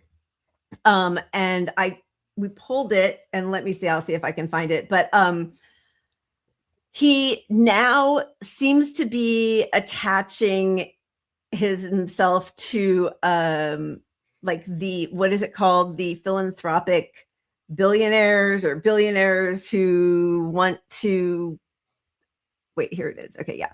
patriotic millionaires who talk about wanting to tax themselves, but I don't know. I mean, listen, we all have different strategies. That talk that he gave was fantastic. I think it woke a lot of people up. Remember, he went on Tucker Carlson, and even but he got thrown off of the interview because he was like, "You're one of them. Like, here you are making $20 million a year. Do you want your taxes being taken out? No, and you fight against it. You're on the right wing, and the economic right is what led us here.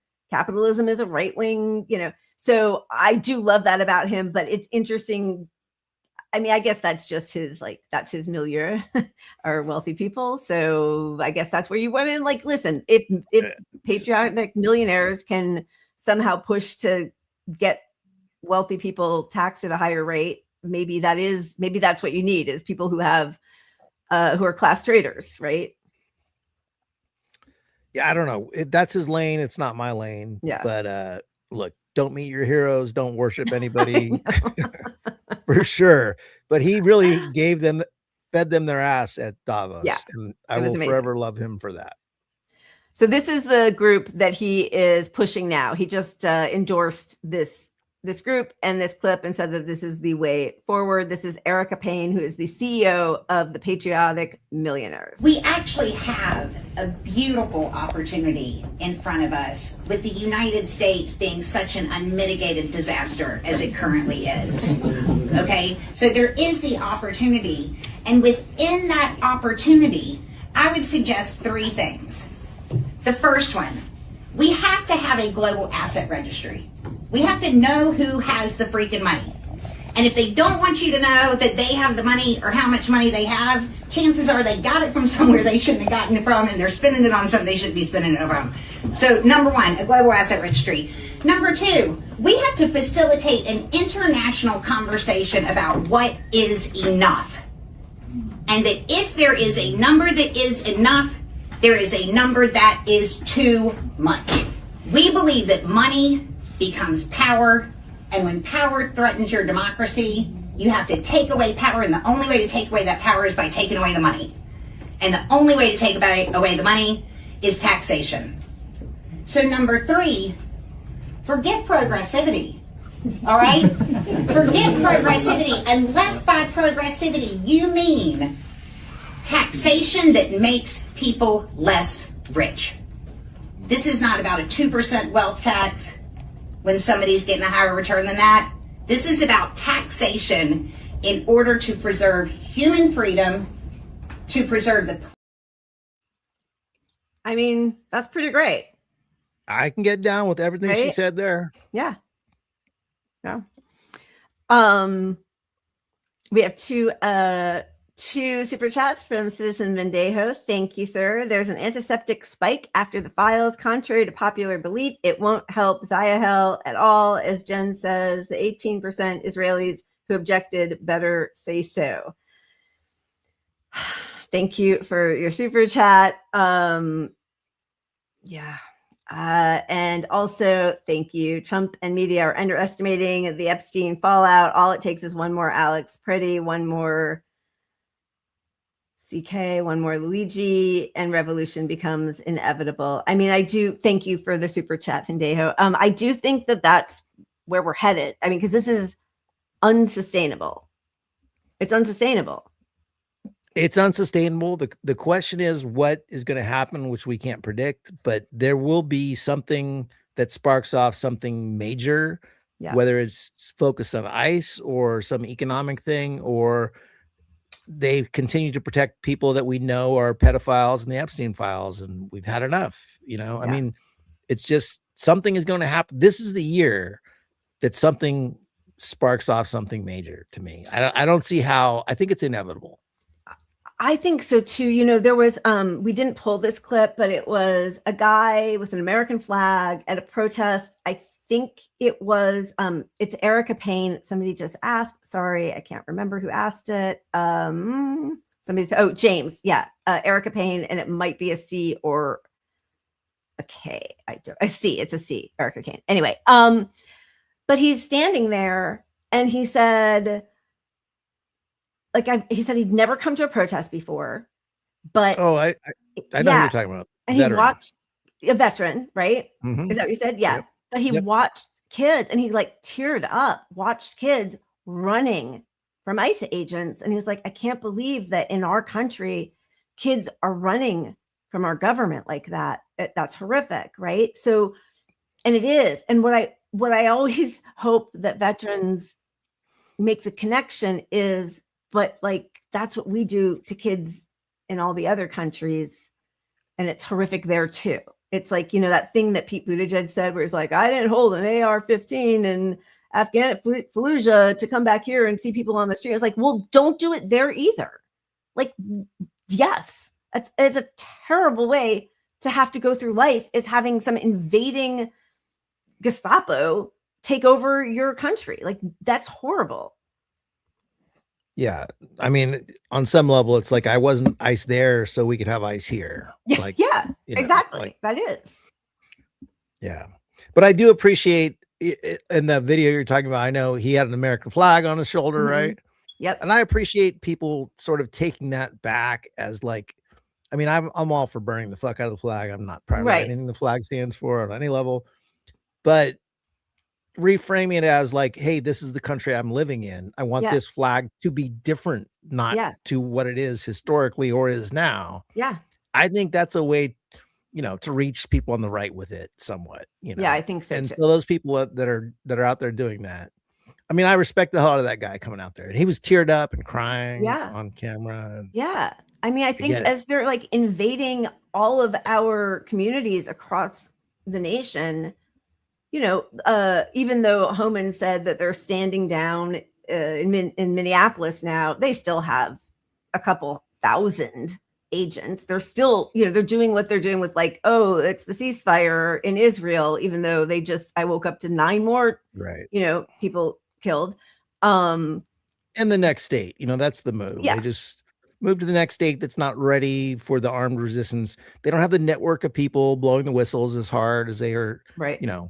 Because we're entrenched in Minneapolis. Like the citizens have a whole fucking underground railroad approach to ICE. Yes, and they're sharing it actually, which is amazing. Like they're really trying to spread like how you do the community organizing, and that's the only way to fight all this. Obviously, it's not going to be our the party of opposition, but they're saying that the damage from ICE being there for these past 2 months is $203 million in Minneapolis and the surrounding towns. I mean, for so many different reasons, but one of them was they would just plow into cars or stop cars in the middle of intersections, break windows, and then pull people out and drive away. So now you've got a tow truck, you've got insurance claims, there's cascading effects that, I mean, obviously the horror is treating human beings like this, but then there are downstream effects of taking over a city, destroying buildings, stopping traffic and delays and property damage and all that kind of stuff. So, I mean, and look, the thing we're not talking about is the positive impact that these undocumented folks have on the economy as well. So you're harming all these industries that rely on these undocumented workers. They're scared to go out in public and spend their own money. Yeah.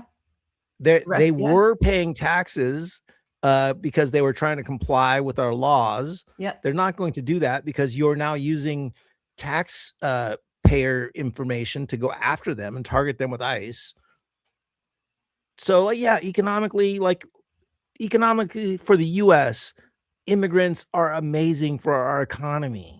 Yeah. This is a stupid They are a scapegoat. net They're positive. safer than Americans, which means Yeah. the more you bring in, the more you dilute crime because they bring in more safety. They actually make us safer. But now when people are scared, they're not, I mean, not that like I'm calling 911 for anything, but when people are scared, they don't cooperate with cops. They, the whole system breaks down. You can't rely on a community in the same way because everyone's staying inside and quiet and hiding. Like what did Cheryl Lance? No, was it Cheryl Lansing? No. Who is Meta? That's a different person. Whatever. Who's going to save me? You know, she produced the Screams Without Words. Who's gonna hide me? Will you hide me? Somebody help me. All right, Cheryl Sandberg. Is it Sandberg? Anyway, whatever. But Jen like you said Sandberg. Okay, look at that. I did get it before. I mean, thank you, Jen. But I just I need to know that my brain is still working every once in a while. And in addition to all of this, we've got. I mean, this is just amazing. GEO Group and Core Civic are upset with ICE in an earnings call earlier today. So this was February 12th. Was that Thursday? Investors in GEO Group and Core Civic, did I say GEO? GEO Group and Core Civic criticized ICE. Their chief complaint, ICE's detained population, despite hitting record highs, still isn't large enough. Elizabeth Whale has more. Core Civic's revenue from contracts with ICE skyrocketed in 2025, but some participants on today's quarterly earnings call expressed concerns that ICE had not detained as many immigrants as investors hoped. One of the big questions has been the pace of detention by ICE, that it's been below what investors thought it was going to be, one caller said. I think people thought we'd be at 100,000 level. We're at a little over 70,000. During the last 3 months of 2025, Core Civic's revenue from ICE more than doubled from the previous year from 240. Sorry, I can't read that because it was okay. So it went from 120 to 244.7 million. The company's profit spiked to 116 million in 2025, an almost 70% increase from the previous year. They expect 2026 to be even more lucrative. I mean, and we heard that call where they were like, oh no, we need to treat the arresting of people the way Amazon does. We need to treat them like we are delivering packages fast. That's how we get our money up. So pull all these people in. It doesn't matter if they're US citizens. It doesn't matter if they're documented. It doesn't matter if they're here illegally. We can address that later. We get them into the prison. Then we take them on a plane. We go to another prison, another detention center, states away. And now we've filled part of our bargain with the food people, the plane, the transportation, the different detention centers, the phone, And without a doubt, behind the scenes, somebody there is talking to a politician who is saying, we're going to find a way to get you more detainees. So you can, because we also invested, my family invested in you too. So, because there's no laws against that. I'm in Congress, invested in the private prisons that I just, enabled to happen. And it makes sense for me as a stockholder in your private prison to find a way to make more arrests for ICE. So let's clear the way. It's just we're fucked. It's corrupt as shit. We are truly screwed. We're destroying the economy. We're destroying the soft power of the US. We're destroying everything we thought we were told that we stood for, and just terror everywhere. It's what a horrific way. These kids with their backpacks running from the agents, and the school bus tried to, cut them off and to protect the kids. But then we have something like this with what's his name? Jeffries.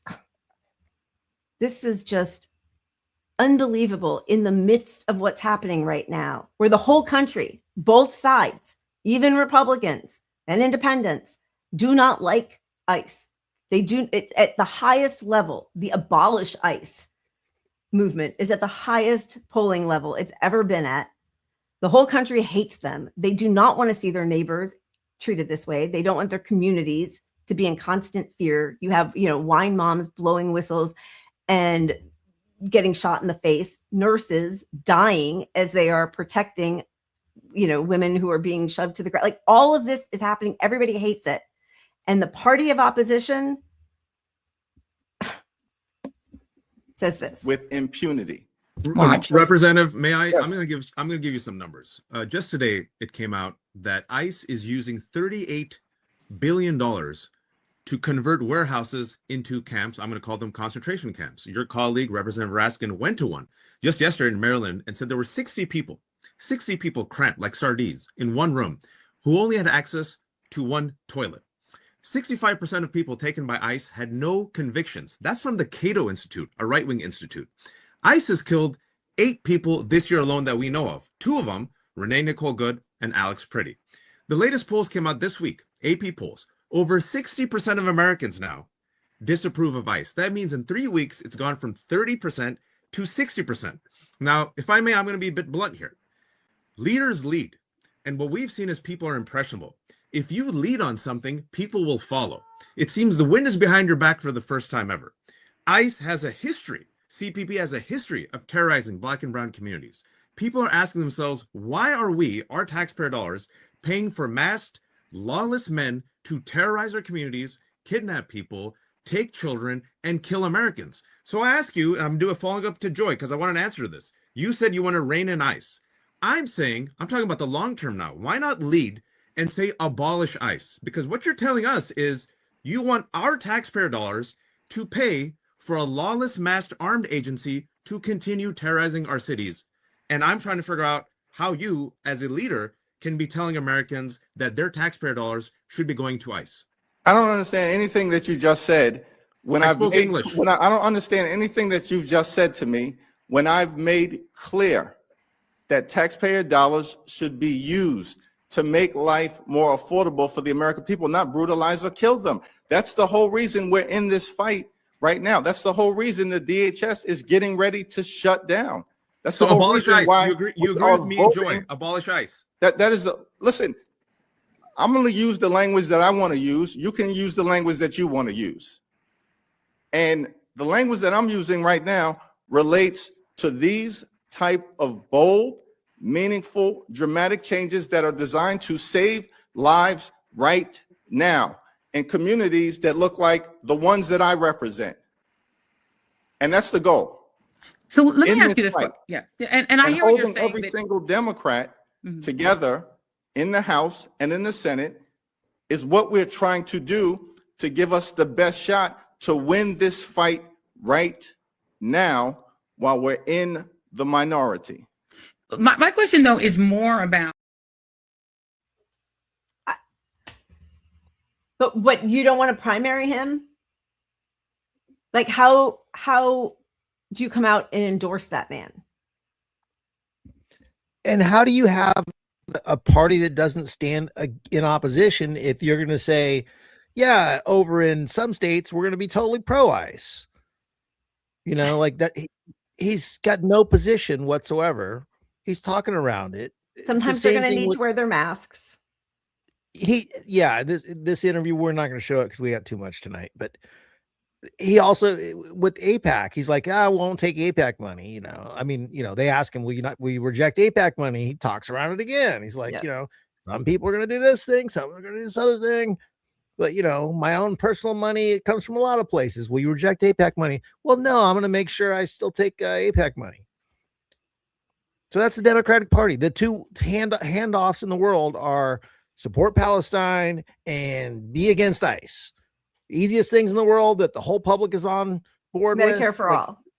Yeah, healthcare, obviously. Yeah. But no, but like seriously, they won't say any of those things. None of them. Nothing. So why would people, you know, who was saying it in our last show that the enemy is the couch? Oh, that was Hassan was actually saying on that one interview. The enemy is the couch, because even if, everyone in public agrees with what Democrats allegedly stand for, you're not getting them enthusiastically off the couch to vote. No. When you're just not offering a real alternative. You're still for the things we're mostly against, you fuck. And you enable it. They enable it. I will never vote. I mean, of course, I would never vote for Trump. Like, I don't believe in acceleration at that level. I just would never I would never affirmatively cast a vote for anybody in the right wing ever. But that includes all of the Democratic Party pretty much, right? Like, I'm not voting for corruption or fascism. I'm like, I will never do that. And it's the couch. It's the lack of enthusiasm for, like, why would I cast an affirmative vote for somebody who has been completely complicit in all of this, in genocide, and denying us health care, in funding ICE, like none of it. Yeah. And the thing is, there are enough people that will still get out to vote to get, Democrats take back the House, for sure, maybe the Senate, but you could have landslide victories and change the world if you actually believed in that as a goal at all. You could control both houses for the next 20 years if you gave people health care. This is why, people, like, when people are talking about like how to fix the system, and they're like, term limits, like, that doesn't matter. If you don't take money out of politics, it doesn't matter, because then it's just like a rotating door of who they're going to pay off. And I feel like voting is democracy. And if people want to keep voting for somebody, and it's truly a democratic system, then that, like, and the whole reason that we have term limits for presidents is because FDR was so popular, he won a 4th term, and Republicans put a kibosh on that. And also, we're never going to have the supermajority that we had with Obama. That will never happen again. And what did he do with it? We did fuck all. Yeah. Yeah. Well, it really feels like they are manipulating the numbers to be as evenly split as ever in the House and the Congress and Senate, so that you never will get to that point again. Because never. They're just looking at the polls and are like, okay, we got this. We're going to get enough back. We'll be kind of in the middle. And that's where they want it, Yep. Because if you got 20 seats, if you had a 40 seat advantage in Congress, now you're accountable. But if you just leave it with like 5 seats, it's like, well, we could have 3 people not show up to vote that day. We could have one guy who's confused, didn't understand what he was voting on, and then that other person, they could make it some local issue and whatever. They're the bad guy. We can make them the bad guy for the month. They just did that, right? They had 7 for the funding of ICE, of DHS. They just did that a month ago. Yeah, they had the 7 rotating people villain not be there, and 6 people vote with Republicans. So so now we need a 13 seat majority on the left. Nope. And that's exactly 14, 15. Yeah. They know their job, which is to not make positive changes, is harder when they have more Democrats. Yeah. Yep. So they only want just enough to make campaigning easier, and doing nothing makes campaigning easier for them as well. Oh, because look at how bad it's gotten because we did nothing. So that's easier now. I'm not that guy. We're just not that guy. And then look what happens when JD Vance has to come in and break a tie. 50, the nays are 50, the Senate being equally divided. The vice president votes. What am I doing here? Oh. Affirmative, and the point of order is sustained. Gotta make sure. Yeah, how do I vote? I don't Awesome. know. What was the issue? Who cares? What are we voting on? Just tell me what to do. Yeah, it's pathetic. And listen, I know I'm so upset with Mamdani now. He's not even going to this dumb rally, but the tax the rich. Nothing's going to happen if you can't tax the rich. So he's already endorsed Kathy Hochul, who's against it. And now Mamdani and top aides have been evaluating whether he'd attend a tax the rich rally later this month in Albany, given Kathy Hochul's opposition to a tax increase. This week, he told allies he likely won't go. Motherfucker. Like, seriously, are you kidding me? Are you kidding me? What is that? So you endorse Jeffries. He shouldn't get a primary. You endorse, what's her face? Hochul. Well, what is your plan to getting any of these things, that you ran on to people if you don't get the money for the programs? You're going to do the I tried thing? Because you're giving it all away right now with not taxing the billionaires. It's insane. Like, you ran on something that everybody said, this will not win in the biggest city in the country, the home to Wall Street, the billionaires, the richest city, all of it. You cannot win on a tax the rich, anti-Zionist, with a candidate like that. And he did it. And then he right away started peeling everything back. Well, globalized intifada, it's not the language I would use. Yeah, no, globalized intifada, because the genocidal mania of these people is globalized. They are killing us all one way or the other. It's a global effort. They have amazing class solidarity. It is class warfare waged against us every single day for millennia. So yeah, that's what got people out and knocking on doors and canvassing for you, and the enthusiasm. And what are you doing now? What a waste. It's it's really just disappointing. Like a fucking rally. Yeah. And look, what we need is someone who gets into politics, who actually continues exposing the politics, exposing the corruption, continues to show up and leverage his popularity to get people to rallies. He says, hey, you voted for me. We want this policy. There's a rally on the policy. Let's get out there, people. And hey, also call these people. Here's this guy's department number. I know personally, because I'm the fucking mayor, that these are the people that have the levers that need to hear your complaints. It's really frustrating. And then,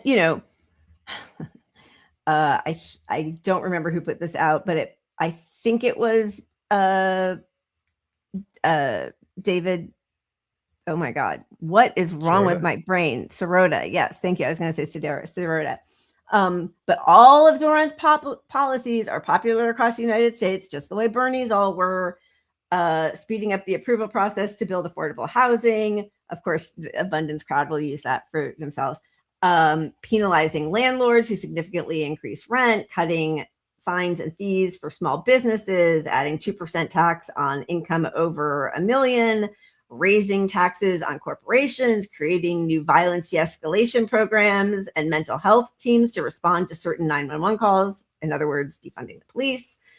All incredibly popular, but cannot happen unless you tax the shit out of the millionaires and billionaires. Like, yes, that is how we have a democracy, because this isn't. Yeah, and they don't do polls on it, but if you polled, do you want to tax billionaires more? I don't think you'd see a bigger number on earth across both parties. Yeah. So to drop the number one thing that everyone supports the mostest for the programs that everyone supports tremendously, is pretty ridiculous. Point a month into your, I don't know how many months has it been? 2 months into your, not even a month and a half, 6 weeks, month and a half, January 1st. 6 weeks in to give that up feels very Obama-like. Like, we can't run on healthcare after all. Or we got to drop the it's not my top priority. Healthcare and codifying Roe, no longer my priority. Got rid of that. It's all about just I don't know. I don't want to minimize any of the issues, but he's gonna, finding a couple issues and dropping the big shit is not the way. Exactly. Yeah. Because you're gonna, on some level, like, obviously I know that Democrats as a whole are just corporate, whores anyway, and they're the same as Republicans, just with a different patina. Every once in a while they'll pretend they care about, social issues or civil rights, but they'll throw everybody under the bus if it ever gets in their way, or if they lose an election or whatever. But for a few people, when he does seem genuine. So then, I am trying to make sense of it. And maybe he is naive and thinks that, I'm going to make I don't want to embarrass her. But then why don't endorse her? Look, she's not going to get you what you need. Hochul does not want to tax billionaires. She doesn't want to tax the rich. So she's not going to help you with the programs that you promised. So why endorse her? It's the holding the football thing again. Like, these people, that if they were a criminal before, they're a criminal with you in power. They're just trying to work with you and finding some way to make you believe their bullshit that their allegiance is worth, some big vote for you somehow, or, it's nonsense.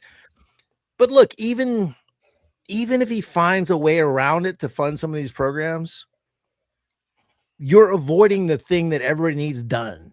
Yeah. So your example nationally is terrible if you drop going after the billionaires, because you're supposed to be a democratic socialist. Yeah. Which, as much as I have issues with the DSA as a party, DSA recognizes the wealth at the top is the problem. That's why they're socialists in their tag. Right.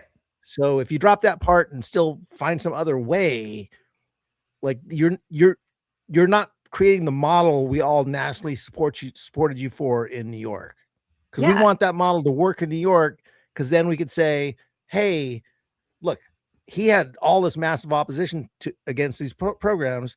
Well, my little small town in Sacramento, we don't have $1 billion against you. Right. Like guy in charge. Yeah. You could get this shit here if he could do that with all that opposition against him. But you got to tax people.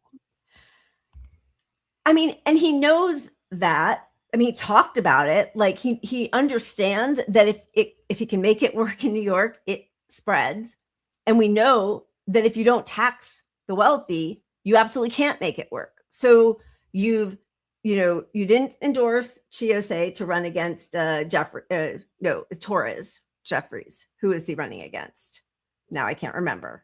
I think Jeffries. Didn't endorse Anthony Delgado, who's her deputy, whatever, governor, assistant governor, but they didn't run together, right? And Delgado is a democratic socialist. Didn't endorse him. Now you're not doing this rally. Like, so you're just consigning the whole thing, the whole project to failure. That's it.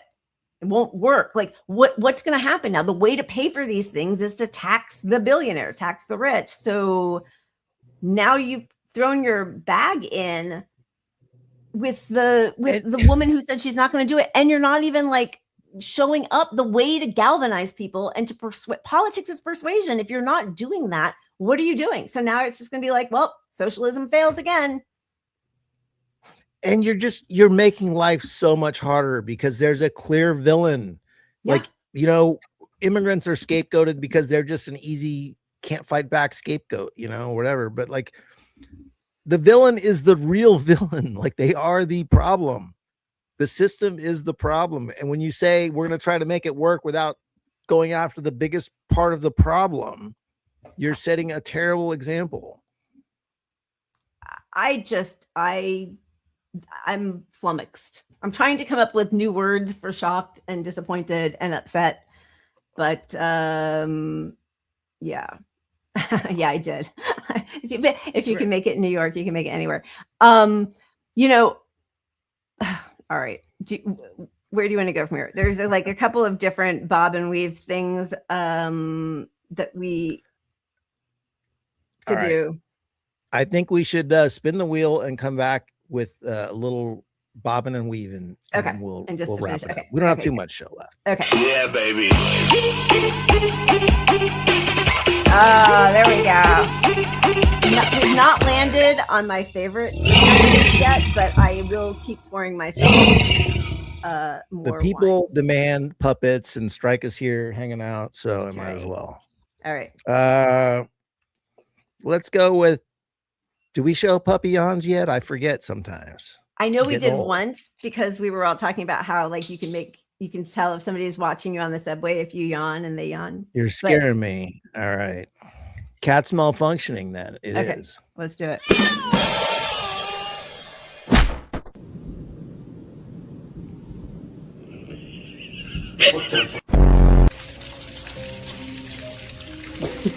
What the fuck?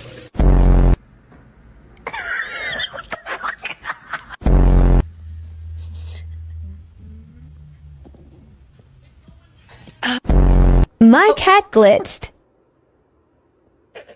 I got you, baby. I got you.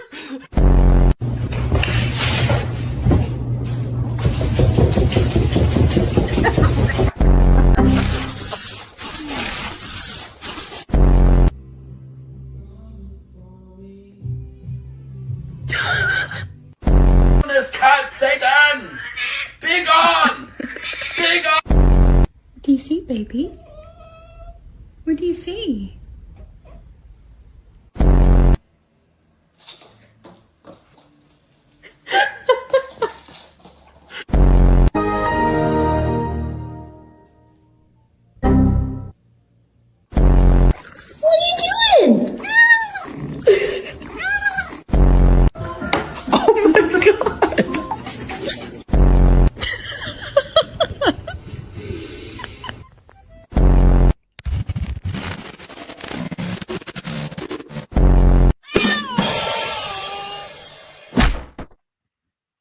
That was really cute. I needed that for sure. Sorry, I didn't know this. He got very progressive after Mamdani was a success. Delgado was my congressman. All right, well, good to know. Yeah, there will always be a bunch of fake progressives. Like 2026 is going to be the fake progressivist we've ever seen. Like, yeah, off the charts liars. Absolutely. Shamus wants amazing. I mean, you know, when she was on the show a couple months ago and she said, you know, she'll support Mamdani with all of the working class issues that he actually fights for. She'll be there. But it's interesting that he was in city council for however many terms and never had a primary challenge, which means he was not making the people in power uncomfortable enough. Yes. Yeah. So she called it very early on. And thank you, Piano Man, for the super sticker. Cheers. We appreciate that. Thank you so much. All right. Well, one of the, you know, even though I'm wildly disappointed right now with Mamdani, he, you know, his whole media campaign was fantastic. It worked really well. It felt genuine. It felt like he was part of the city, part of the people, the food, the different ethnicities, the language. He truly seems to love New York City, right? So we saw a lot of the same kind of copycat media ads for other candidates that now, like, they sprung up and now they've sort of disappeared. It didn't get traction, but you know, like the walk and stop, and then like the leaning on a shelf or whatever, and trying to be like Mamdani. But the other part of it is the love letter to his city. And here we have, this is just so embarrassing, Haley Stevens. This is her campaign ad. She is running cringiest. So cringe for Senate in Michigan. Her opposition is Abdul El Sayed, who is, you know, he's a Bernie guy. He's like a DSA guy, doctor, Medicare for all, calls it a genocide, wants to abolish ICE, all that kind of stuff. Here is Haley Stevens telling, not showing. My campaign is a love letter to Michigan, the state that raised me, where I was born. And man, it's a love letter to all of you. I love this union. I cherish the times that we have spent together. You know, when I was working in the Obama administration on the U.S. auto rescue, taking those phone calls from back home, people who were scared about losing everything they had ever worked for. You know, we remember those headlines. They were writing Detroit off the map. You showed them who we are. You showed them what we're made of in Michigan. You know, we couldn't have gotten that deal done to save our auto industry without our auto workers. My line is always open to each and every single one of you. I'm in this fight, and I'm in this fight not just to win, but to get real results, points on the scoreboard for you and your family and our future. Yeah. Yikes. It's so bad. It just is the cringiest of cringe fest. Reminder, this is going to be way too small, but she recently voted to express gratitude to ICE. Excellent. Amid protests against the agency in Los Angeles. So this year, like, it wasn't in 2003. Yeah. A love letter to ICE. Go on. Love letter to ICE. Excellent. Also, she is a fervent Zionist. She believes in Israel's right to exist and Israel's right to defend itself. And shocker of shockers, she has taken $5.5 million from a Israel. Love letter to Israel. Tap that on her list of love letters. I mean, grotesque. And then also just is so like inorganic and inauthentic to be like, this is my love letter to like you don't say it's your love letter. You do the thing, you show, you don't just indicate it. You have behavior and actions and deeds that show how much you love Michigan. Well, exactly. And if you're going to use it, I can see using it positively. Like my platform is a love letter to Michigan. Right. Read my platform. My platform says I love the auto workers because I'm fighting for this. Yeah, I exactly. love this and this, Yeah. but it's just a vague, like, Obama. And one of the biggest things that people like, you know, when they talk about deporter in chief and increasing ICE funding by 3,600%, and they also say he bailed out the auto industry, he bailed out Wall Street, and he destroyed Main Street, right? So, like, I would probably not talk about the auto industry in that way, or talk about, like, we can build on it. Like, we were able to do big things. We bailed out the auto industry, but that was not enough. What we also need to, and instead she's using that from 20 years ago, almost now, like seriously, 18 years ago, as like the Democratic Party, the voters, normie Dems, I think they're kind of done with Obama. Like, all he is some vibe Spotify list at this point. They are, and I guarantee bringing up Obama in Michigan is not helping her cause. No, at all. It kind of feels like, you know, when Biden is talking about the economy is great because the stock market's great, which is very Trumpian now. But he was the first guy to do that kind of shit. Like, no, the things you're feeling, you're not feeling, because really, look at our economy. The numbers are good. The numbers are good. At 50,000. Right. Who paved the way for that? Yeah. That fucking guy, the Democrat. Yeah. Yep. Not going to help you. And the crazy thing is, I mean, I know we all know that this is a big kayfabe and they're all the same and it doesn't matter, truthfully. But like, Trump, his polls are so bad. He's at a 39% approval rating, so bad that he has now pressured Gallup to stop doing presidential approval rating after 88 years. Like, this is the time. He's the lowest in recorded history of polling. Yeah. So where's the opposition? Like, abolish ICE, abolish abolish DHS, actually, abolish the Patriot Act. Like, abolish. Of course, we had 225 years of the USA before we had the DHS. So, like, I think we can do it. Let's get the immigration services back up. Let's fund some money into the processing system. But like, unless you're talking about we're getting rid of all the data centers, we are regulating the hell out of AI, we are abolishing it. Like, there is a very clear choice, but they do not want to represent the people. I mean, they just don't. They're representing the same people Republicans are. So that's where we are. Yeah, well, you know, I love watching mainstream media news.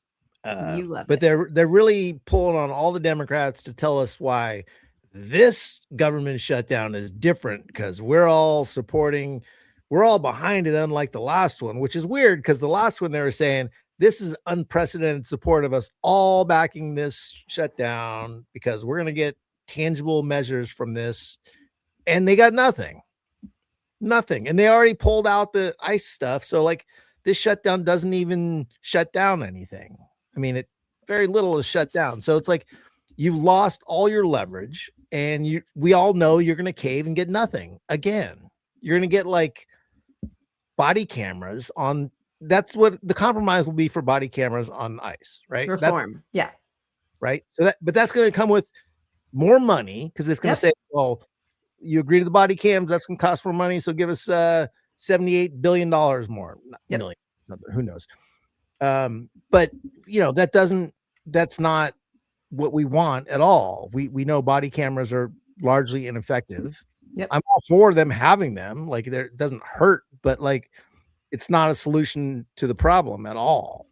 Yeah, because they can turn them off, and they're going to settle on. Yeah. That's what they're going to settle. Yeah, and I mean, every time, the more money they get, the more training they get, the more body cameras they get, the more reforms they get, the more lethal they have become. That's just like statistics. They have just become police, law enforcement, ICE, CBP. Like, they've all just become more lethal, more dangerous, more unhinged killing machines. So none of that works. They all read the same list of data. Like, they all have that in front of them. They know exactly what the problem is, but they're paid to do this shit because it's all intertwined. So like, how are you going to fund your next run for office? I don't know. Yeah. Speaking of this, you should find this really inspiring. This is Elizabeth for VA. Listen carefully so you can get all of her policy proposals. When I get sworn into Congress, I'll be the youngest mom to have ever served. And I'm not telling you that to brag. It's because it's ridiculous. I mean, do you know the youngest dad to have ever served? Yeah, exactly. Hi, I'm Elizabeth. I'm a former tank commander in the United States Army, and I'm a 29-year-old mom raising 4 young kids. My oldest actually turns 5 today. Some of them I grew myself, and others I have the privilege of being their foster mom. I'm running for Congress in Virginia to flip the seat blue from an out-of-touch man who's held it for over 20 years. He doesn't know what life is like for us. I do. Sure, I could come on here and I could read off my professional resume full of big titles and degrees. But you know the saying, if you want something said, ask a man. If you want something done, ask a woman. And my lived experience matters just as much as what's on my professional resume. Because I know daycare is unaffordable. I know buying a house is so far down the American dream, most of us will never see it. I am living this every day. I remember what it was like not being able to find formula in the grocery store, being terrified because I had a newborn at home. I know this reality because I live it. And if we want to fix it, we cannot elect politicians who are being paid for by these same companies that are making everyday life unaffordable for you and for me. I know our future is worth fighting for. And moms, we get the job done. Let's go, Virginia. No. I don't know anything about her, but I don't want to vote for her. You can't take this moment and say, let's do a bunch of thirst trap commercials. And instead of policies, let's just do thirst traps. And like we're going to girl boss through it. Moms. Hey, moms. I'm 29. I have 4 kids. The oldest is 5. So all of a sudden I'm like, okay, actually, I don't think you can. I mean, you've got shit that you should probably be taking care of. I'm like, I don't know how you have 4 kids under 5, but like, what? Even from a, like, let's just say you don't care about policy, whatever. The benefits of the people you get because they support you over being a thirst trap will never outweigh the people that are turned off by it. Like, yep. Especially in this moment we're at, like where things are so fucking serious that this is just a kick in the dick. It's like even where green candidate, Jill Stein's VP, yeah, his corny fucking rap songs, his shirts off in the gym shit. Fuck all of that. You people are I hate it. Things are too serious for that. Yeah. Don't do that. Yeah. You have ICE killing people in the street, rounding people up, putting them in cages, doing a genocide. And then also right now they're doing this SAVE Act for they're trying to make it so that every voter has to have an ID, a national ID or passport, but they're also closing down passport offices. So like, I don't believe in our democracy anyway, but if you are a Democrat, there are so many serious issues that you can be talking about that are vital, that are truly life and death. Healthcare, housing, like true people, the hunger in our country, the children in our schools who are homeless or are going without meals because Biden took away all of the COVID social welfare programs. Like there are so many issues to talk about. And you in those ridiculous shorts, I'm sorry, totally inappropriate. You're a politician who's fighting for people's votes. Like you want people to go out there and canvass for you and fight for you. And you're wearing your little skimpy shorts and jogging on a like, where are you? It's disgusting. Yeah, I don't know. I mean, my title says radical feminist goy Hamas. Fair. I know you keep changing it. I love it. So, but feminist, I'm a feminist. Like, yeah, you should be able to do all things, be a sexy person and a brilliant politician. Oh my God. Yes. But people don't know you. And this is your message out the gates. it's getting you attention, but it's not getting you good attention anyway. So it's just politically, strategically, it's stupid. It's absolutely stupid. Same to Butch Ware with his bullshit. It's bad. I hate it. I mean, Tulsi Gabbard did a better job at the mix. She sold a little bit of that sexiness too when she was doing her stuff, but she had a military background behind it. It was this empowering. Lady does too. I don't know. But you have to talk about at least something. Tulsi at least lied and said she was against, new wars. Yeah. I mean, I'm just saying this is not it by whoever's advising her. You're an idiot. I mean, I hope she loses already based on what I've seen. I don't care what policy she prescribes, because this is a bad sign for her as a person. Yeah, that lady's not getting anything done for any of us, for sure. Yeah. Yeah.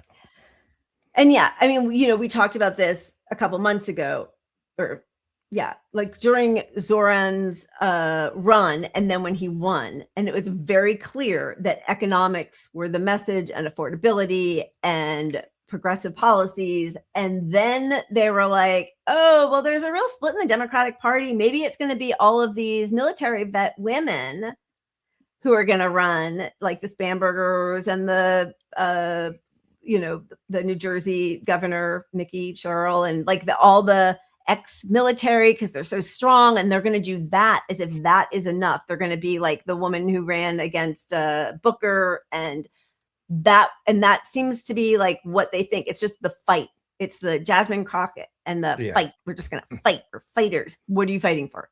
Not for me, not for us at all. Clearly. It's disgusting.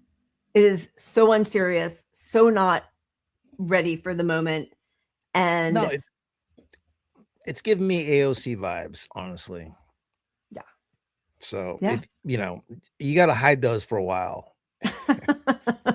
When you're in office, you can do your cute little TikToks from the treadmill, but that's not going to get you elected. And even if you're elected, like, who cares? It's nothing. You're nothing. Well, and that's the other thing. If you get elected, you pledged nothing. So there's nothing to hold you accountable for other than your vibes of like, you're a good person and you're a tough mom and you're going to fight them. But like, thirst trap in those shorts. You didn't say what you're going to bring us, or what you're going to fight for. What are you fighting for? Like, great. So if you're saying to people, I was in the military, what you're trying to say is, I'm a fighter. I get things done. I'm a mom. We get things done. But you're not even going to make a single promise. What's your policy? Like, what are you talking about? What are you getting done? Your workout in front of all of us. Awesome. Whatever. Just pathetic. Okay. We're so far over. Just wanted to quickly show, this is ridiculous. I don't think this will get us. We had to pull the clips of the Israelis and JD Vance getting booed at the Olympics because it was the actual Olympic feed. I think that this was Let me get the fair use banner ready. Yeah, get it ready. But this is crazy. So Sweden suspected that Canada was going to cheat because apparently they had seen it before in their curling, which is already like the funniest sport ever. I don't really get it. But so they made sure that there was a camera at an angle that normally there would not be a camera to record what was going on. This is crazy. It's pretty crazy. You can fuck off. You haven't done it once? I haven't done it once. Okay. I'll show you a video after the game.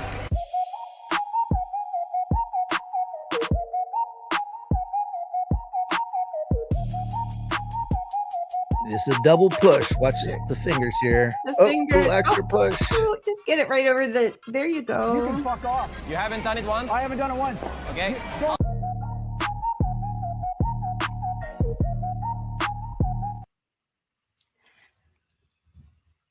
Okay, so that's crazy. But then today, right before we came on, I saw that the women's team, the women's Canadian team, is being accused of cheating also.